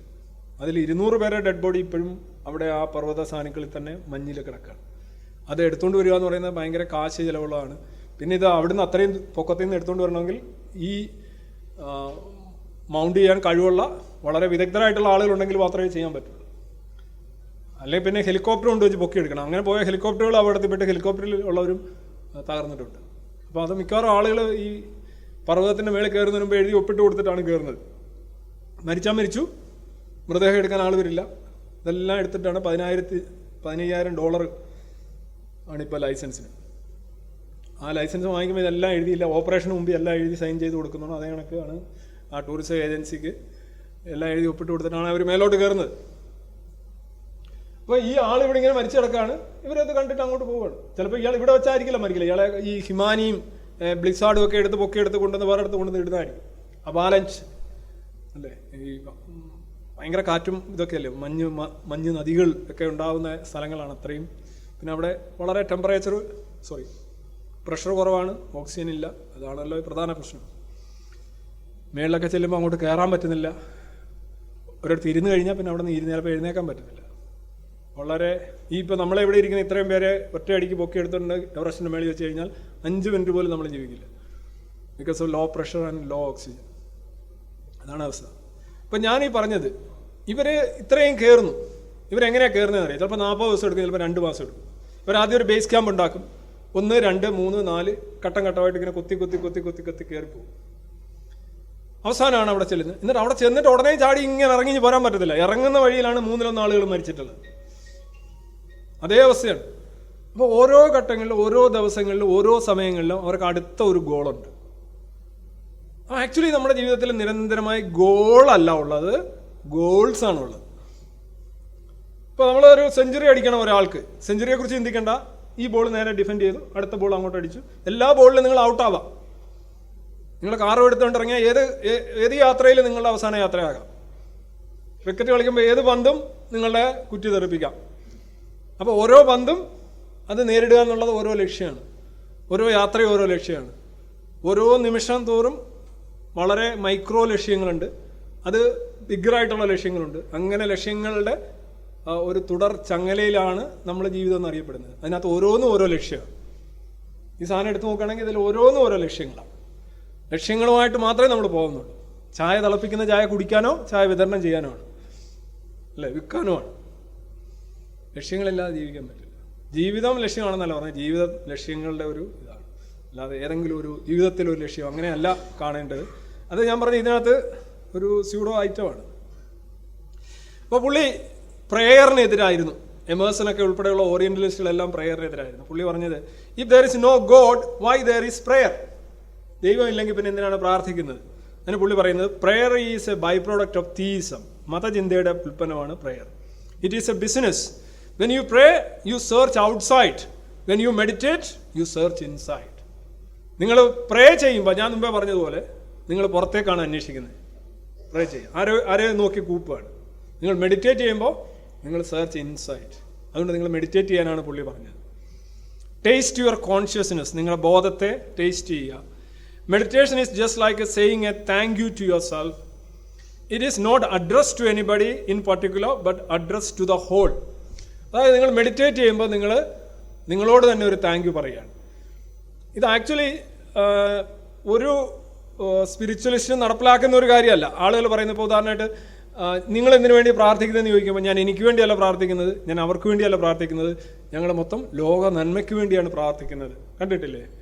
വേൾഡ് പീസിന് 2 കോടി രൂപ വിലയിരുത്തുക എന്നൊക്കെ കണ്ടിട്ടില്ലേ? സ്വയം ഒരു സമാധാനവും സ്വസ്ഥതയില്ലാത്ത മനുഷ്യരൊക്കെ ലോക സമാധാനത്തിന് 2 കോടിയൊക്കെയാണ് വകയിരുത്തുന്നത്. ഇത് ഒരു ഇറ്റ്സ് എ കൈൻഡ് ഓഫ് ഉഡായിപ്പാണ് ബേസിക്കലി. മനസ്സിലായ? ഈ പ്രാർത്ഥിക്കുന്നത് എന്ന് പറയുന്നത് വല്ലവരോടും ചോദിക്കലാണ്. മെഡിറ്റേറ്റ് ചെയ്യുന്നത് നിങ്ങളെ അന്വേഷിക്കലാണ്. നിങ്ങൾ എന്താ ഇത്ര അന്വേഷിക്കാനുള്ളത്? നിങ്ങളെ അന്വേഷിക്കുകയാണ്, നിങ്ങൾ എങ്ങനെ ആദ്യം അന്വേഷിക്കേണ്ടത്? ഞാൻ പറഞ്ഞത് സ്വയം അന്വേഷിക്കുക എന്ന് പറയുന്നതിന് ഒരു വകുപ്പുണ്ട്. നിങ്ങളിപ്പോൾ ഇങ്ങനെ ജീവിക്കുന്നു, ഇങ്ങനെ ഇരിക്കുന്നു, എന്താണ് സംഭവിക്കുന്നത്? നിങ്ങളുടെ ഉള്ളിൽ സംഭവിക്കുന്നത് നിങ്ങൾക്ക് അറിയാം. എന്തുകൊണ്ട് ഇങ്ങനെ ഇരിക്കുന്നു? നിങ്ങളുടെ സെറിബ്രൽ കപ്പാസിറ്റീസ് എങ്ങനെ വർക്ക് ചെയ്യുന്നു, നിങ്ങളുടെ ഹൃദയം എങ്ങനെ വർക്ക് ചെയ്യുന്നു, നിങ്ങളുടെ ഡയാലിസിസ് എങ്ങനെ നടക്കുന്നു, നിങ്ങളുടെ സർക്കുലേഷൻ ഓഫ് ബ്ലഡ് എങ്ങനെയാണ് നടക്കുന്നത്, ഈ കാലിൽ പോകുന്ന രക്തം എങ്ങനെയാണ് തിരിച്ച് ഇവിടെ വരുന്നത്? അവിടെ വല്ല പൂക്കുറ്റി വെച്ച് കയറ്റുന്നതാണോ? ഇവിടെ പോകുന്ന രക്തം എന്തുകൊണ്ട് തല ഇങ്ങനെ നിൽക്കുമ്പോൾ ഇവിടെ നിൽക്കുന്നില്ല? എങ്ങനെ കാണുന്നതിൻ്റെ ഈ സാധനങ്ങൾ നിങ്ങൾ അറിയലല്ലേ? സ്വയം അറിയലെന്ന് പറഞ്ഞാൽ ശരിക്കും ഞാൻ മസ്തിഷ്കത്തിന് എത്ര ഭാവങ്ങളുണ്ട്, എത്ര കളർ ഏരിയാസ് ഏതാണ്, വിഷ്വൽ ഏരിയാസ് ഏതാണ്, ഹാർട്ട് മിടിക്കുന്നത് എങ്ങനെയാണ്, അപ്പോൾ അവിടെ അങ്ങോട്ട് പോകുന്നത് എങ്ങനെയാണ്? ഇപ്പോൾ നമ്മുടെ വിൻ പൈപ്പ് ഉണ്ട്, ശ്വസിക്കുന്ന ട്രക്കിയ, ഈസോഫേഗസ് ഉണ്ട്, അന്നനാളമുണ്ട്. ഇത് രണ്ടും ഒരേ രീതിയിൽ പോയിട്ട് ഒരിടത്തോട്ട് ആഹാരം ഒരിടത്തോട്ട് ശ്വാസം പോകുന്നത് എങ്ങനെയാണ്? ഇതിൻ്റെ ടെക്നിക്ക് എന്താണ്? ഇതൊക്കെ അറിയലല്ലേ? സ്വയം അറിയാം, നിങ്ങളെ അറിയലല്ലേ? സെർച്ചിങ് ഇൻസൈഡ് എന്ന് പറയുമ്പോൾ അനാട്ടമി പഠിക്കുക, ഫങ്ഷൻ പഠിക്കുക, നിങ്ങളെ അറിയുക, ATP ഉണ്ടാക്കുന്നത് എങ്ങനെയാണെന്ന് അറിയുക, എങ്ങനെയാണ് ഡയബറ്റീസ് ഉണ്ടാകുന്നതെന്ന് മനസ്സിലാക്കുക, പാൻക്രിയാസിലെ ബീറ്റാ സെൽസ് എങ്ങനെയാണ് ഡിസ്ഫങ്ഷണൽ ആവണമെന്ന് മനസ്സിലാക്കുക. ഇതൊക്കെയല്ലേ സ്വയം അറിയല്ലേ? പാമ്പ് കുത്തിക്കഴിഞ്ഞാൽ എങ്ങനെയാണ് വിഷം വ്യാപിക്കുന്നതെന്ന് മനസ്സിലാക്കുക. നമ്മളെ അറിയാം. ഒരു മെഷീൻ അറിയുന്നത് എങ്ങനെയാണ്? നിങ്ങൾ ഒരു ബുക്ക് അറിയുന്നത് എങ്ങനെയാണ്? അതിൻ്റെ ആന്തരിക പരിശോധനയല്ലേ? അതല്ല ചുമ്മാ ഇരുന്നിട്ട് ഇങ്ങനെ ഊഹിച്ച് ഇങ്ങനെ. ഇതാണ് a body is not fiction. നിങ്ങളുടെ ശരീരം എന്ന് പറയുന്ന ഒരു കെട്ടുകഥയല്ല. നിങ്ങളുടെ ഒരു ഫങ്ഷനും കെട്ടുകഥയല്ല. നിങ്ങളെ അറിയുന്നു എന്ന് പറയുന്നതിന് എനിക്കെതിരില്ല. പക്ഷെ നിങ്ങളെ അറിയുന്ന ആന്തരികമായിട്ട് അറിയുന്നെങ്കിൽ അങ്ങനെയാണ് അറിയേണ്ടത്. അല്ലാതെ ഇതേപോലെയുള്ള കെട്ടുകഥകളിൽ അഭിരമിക്കുക എന്നുള്ളതല്ല. പക്ഷെ ഇതായിരിക്കും പലർക്കും താല്പര്യം. അതാണ് ഇദ്ദേഹം പറഞ്ഞത്, there is no other greater ecstasy than to know who you are. നീ ആരാണ് എന്നൊരു ചോദ്യം, അത് ഭയങ്കര നമ്മുടെ എം മുകുന്ദൻ്റെയൊക്കെ കഥകളിലൊക്കെ പറയുന്നത് പോലെ, ഞാൻ ആരാണ് നാണുനായരെ, എൻ്റെ പേരെന്താണ് നാണുനായരെ എന്ന് ചോദിക്കുന്നുണ്ട്. എം മുകുന്ദൻ്റെ പ്രഭാതം മുതൽ പ്രഭാതം വരെ എന്ന് പറയുന്നൊരു കഥയിലാണ് നായകൻ ഇങ്ങനെ റെയിൽവേ സ്റ്റേഷനിൽ വന്നിറങ്ങുമ്പോൾ നാണുനായർ അടുത്ത് വന്ന് നിൽപ്പുണ്ട്. നാണുനായർ ഈ ബാഗൊക്കെ ഇങ്ങ് വാങ്ങിക്കും. മോനെ നമുക്ക് പോകാമെന്ന് പറയും. ഇങ്ങനെ വഴിയിലൂടെ ഇങ്ങനെ നായകൻ നടന്നു പോകുന്നു. അപ്പോൾ ചുറ്റും നടക്കുന്ന കാഴ്ചകളെക്കുറിച്ച് നായകൻ നാണുനായരോട് ചോദിക്കുക, അതെന്താ നാണുനായരെ, ഇതെന്താണ് നാണുനായരെ എന്ന് ചോദിക്കും. അന്നേരം കാക്ക പോന്നു.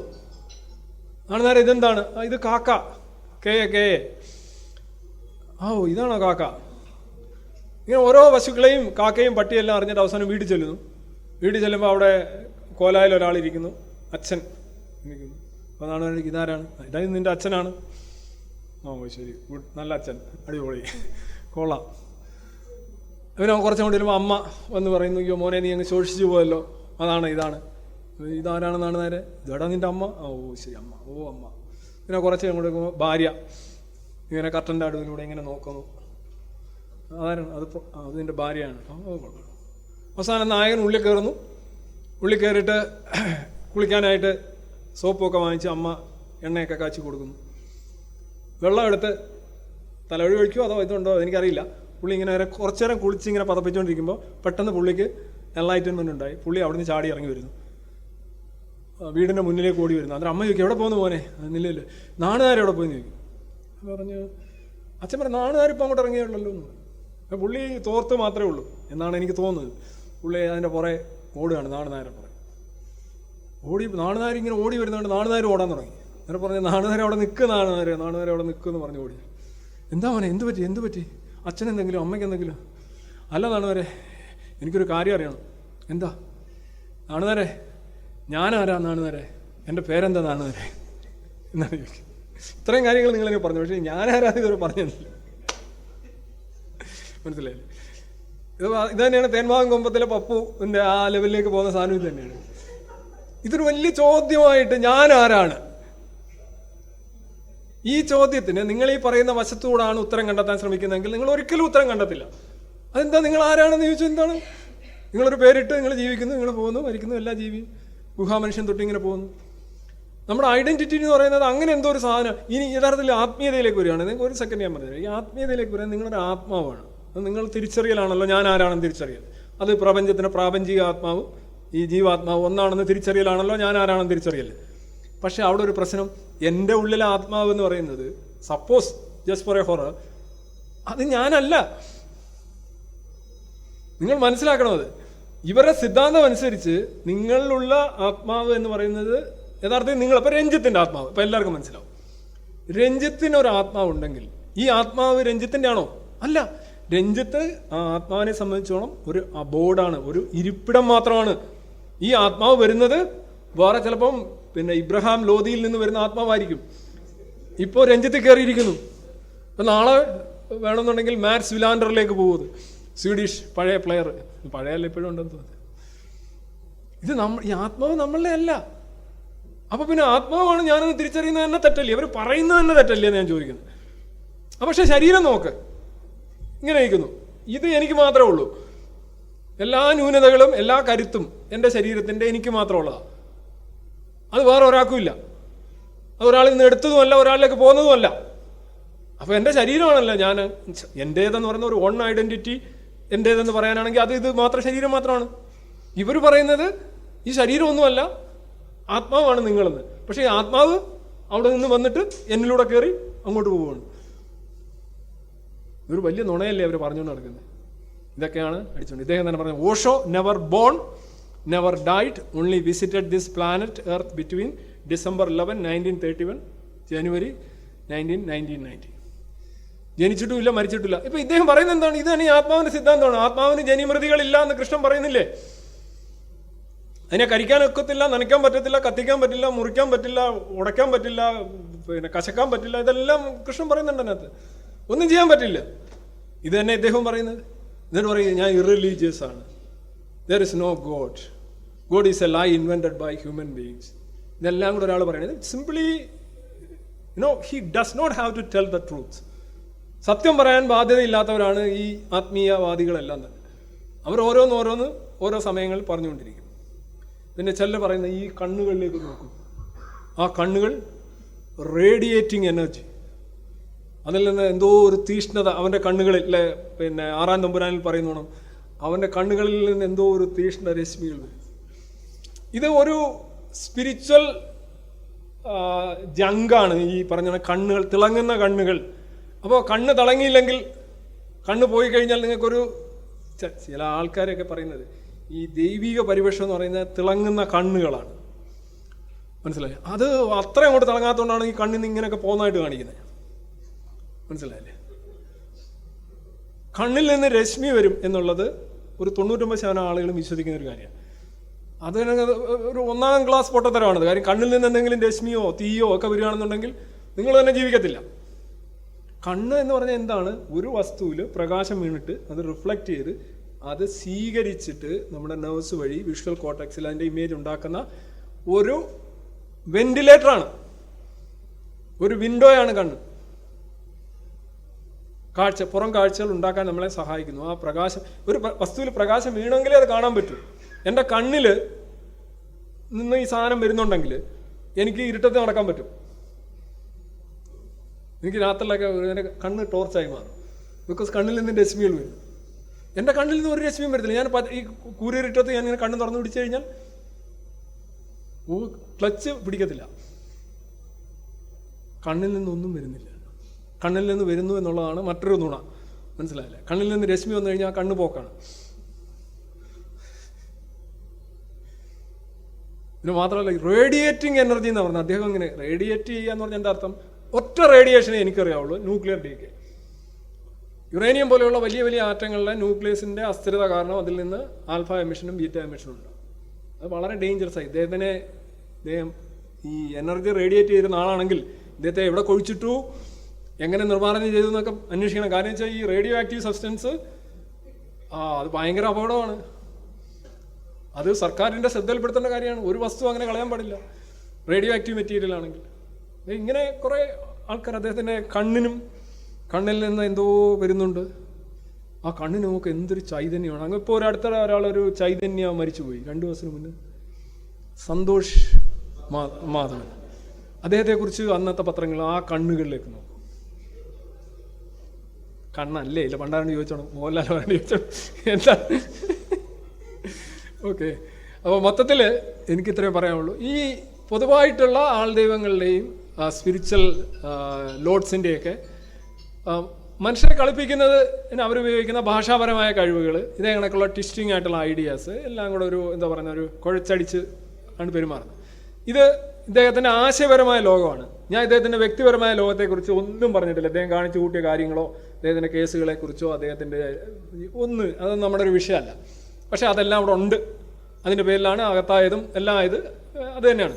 പക്ഷേ ഇദ്ദേഹം പറയുന്ന ഇദ്ദേഹത്തിൻ്റെ ആശയപരമായ ജീവിതം, അല്ലെങ്കിൽ അദ്ദേഹത്തിൻ്റെ ഐഡിയാസ്, അദ്ദേഹത്തിൻ്റെ ദർശനങ്ങൾ എന്നൊക്കെ പറയുന്നത് സത്യത്തിൽ ഇവിടെ ഉണ്ടായിരുന്ന ഈ അദ്ദേഹം തന്നെ മരിച്ചുപോയെന്ന് പറയുന്ന മതങ്ങളിലെ ആശയങ്ങളെ ഒന്ന് കടുവറുത്തെടുത്ത് കുറച്ചുകൂടെ ട്വിസ്റ്റ് ചെയ്ത് അവതരിപ്പിച്ചു എന്നേ ഉള്ളൂ. അതിനകത്ത് പുതുമയൊന്നും കാര്യമായിട്ടില്ല. പുതുമ അദ്ദേഹത്തിൻ്റെ അവതരണത്തിലുണ്ടായിരിക്കും ഒരു പക്ഷേ. പിന്നെ അദ്ദേഹം കുറേ തമാശകൾ, ചില തമാശകളൊക്കെ നിർദോഷമാണ്. ഉദാഹരണമായിട്ട് ഞാനൊരു അവസാനിപ്പിക്കാനായിട്ടൊരു തമാശ, ഇതൊരു പണ്ടൊരിക്കൽ ഈ ഒരു സ്ത്രീ ഹസ്ബൻഡ് അവർ നല്ല ജീവിതം നയിച്ചു വരികയായിരുന്നു. ഹസ്ബൻഡ് ഭയങ്കര സമ്പന്നനായിരുന്നു. അപ്പോൾ കുറേ നാളായപ്പോൾ ഹസ്ബൻഡിന് പൈസ ഒരുപാടായി. ഭാര്യയാണെങ്കിൽ ഇയാളെന്ന ഹെൻപെക്ഡ് ഹസ്ബൻഡാണ്, ഭാര്യയ്ക്ക് വേണ്ടി ജീവിക്കുന്നു. ഭാര്യയുടെ അടിമ, അങ്ങനെയാണ് എന്നെ പറയുന്നത്. അങ്ങനെ ജീവിക്കുന്ന ഒരാൾ അങ്ങനെ അദ്ദേഹം മരിച്ചപ്പോൾ ഭാര്യയ്ക്ക് ഭയങ്കര ദുഃഖം, ദുഃഖം, ഭയങ്കര ദുഃഖം. നല്ല ദുഃഖം ഉണ്ടെന്ന് അവരെങ്ങനെ ഇത് കൊടുക്കുന്നു. എന്നിട്ട് പറഞ്ഞു ഇയാൾക്കൊരു സ്മാരകം പണിയണം, അതിനകത്ത് സ്വർണത്തിൽ എഴുതി വെക്കണം, സ്വർണ്ണ അക്ഷരത്തിൽ എഴുതി വെക്കണം. ഭർത്താവിനോടുള്ള സ്നേഹം ലോകത്തോടുള്ള കാണിക്കാനാണ്. Rest in peace. മനസ്സിലായി? മരിച്ചു, സ്വസ്ഥമായി മരിച്ചു. അല്ലേ? സാധാരണ ഇദ്ദേഹത്തിൻ്റെ എല്ലാ തമാശകളും ആണ്, ഇതിനകത്ത് ഒന്നും ഇല്ല കേട്ടോ. റെസ്റ്റ് ഇൻ പീസ് എന്ന് എഴുതി വെക്കണമെന്ന് പറഞ്ഞു. ആ പണിക്കാരെല്ലാം വന്ന് സ്വർണ്ണമൊക്കെ അടിച്ച് ഇങ്ങനെ എഴുതി റെസ്റ്റ് ഇൻ പീസ് എന്നൊക്കെ എഴുതാനാണ് കൊടുത്തത്.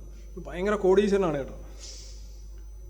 അപ്പോൾ അങ്ങനെ ഇങ്ങനെ പണി നടന്നുകൊണ്ടിരിക്കുമ്പോഴേക്കാണ് ഇദ്ദേഹത്തിന് വില്ല് കിട്ടി, വിൽപത്രത്തിനകത്ത് പുള്ളി വളരെ കൃത്യമായിട്ട് എഴുതിയിരിക്കുന്നു, എൻ്റെ ഭാര്യ ഒരു THADAKA 5 പൈസ അവർക്ക് കൊടുക്കരുത്, ട്രസ്റ്റിന് കൊടുക്കണം, ഇതാണെന്നൊക്കെ പറഞ്ഞ് പുള്ളി ഇങ്ങനെ എഴുതി വെച്ചിരിക്കുന്നു. ഭാര്യ ഇത് അറിഞ്ഞു. എന്തായാലും പണി തുടങ്ങി, എല്ലാം അക്ഷരങ്ങളെല്ലാം ചെയ്ത് മറ്റേതൊക്കെ ചെയ്തു. പുള്ളി പറഞ്ഞു, അതെ എല്ലാം എഴുതിയോ? എഴുതി. എന്തോ എഴുതി? Rest in peace. അത് എല്ലാം ഓക്കെ, എഴുതി. ഒരു കാര്യം ചെയ്യും, 2 വാക്കുകൂടെ എഴുതാനുണ്ട് അതിൻ്റെ കൂടെ. അത്രയും സ്നേഹം കൂടിയോണ്ടാണോ? അത് ഏതാണ് വാക്ക്? 2 വാക്ക്. റെസ്റ്റ് ഇൻ പീസ് എന്നല്ല എഴുതിയിരിക്കുന്നത്, 2 വാക്ക്. Until I come.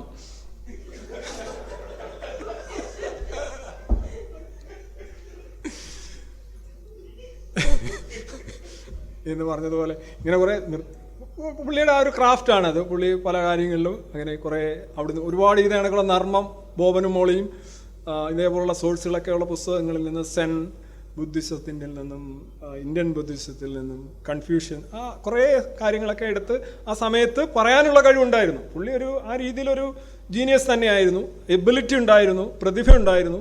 പക്ഷെ അത് പുള്ളി ഇങ്ങനെയാണ് ഉപയോഗിച്ചത്. പിന്നെ as a man who was able to make a change in ഈ സ്പിരിച്വൽ നദികൾ ഒഴുകിയിരുന്ന മേഖലയിൽ ഒരു ചേഞ്ച് ഉണ്ടാക്കി. അതിനുശേഷം ഇപ്പോൾ ശ്രീ രവിശങ്കർ ആയാലും അമൃതാനന്ദമയി ആയാലും ഈ സാധനങ്ങളെല്ലാം നോക്കൂ, ഏതെങ്കിലും ഒരു തരത്തിൽ അല്ലെങ്കിൽ പുതിയ ഒരാളുണ്ടല്ലോ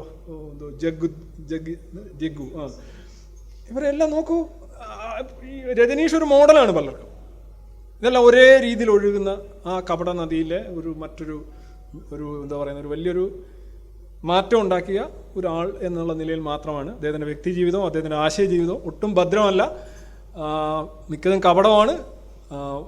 ഈവൻ ജിതു കൃഷ്ണമൂർത്തിയുടെ വാക്കുകൾ കടമെടുത്ത് പറഞ്ഞു കഴിഞ്ഞാൽ ഒരു ഗ്ലോറിഫൈഡ് ക്രിമിനൽ ആയിരുന്നു എന്നുള്ളതാണ്. Thank you.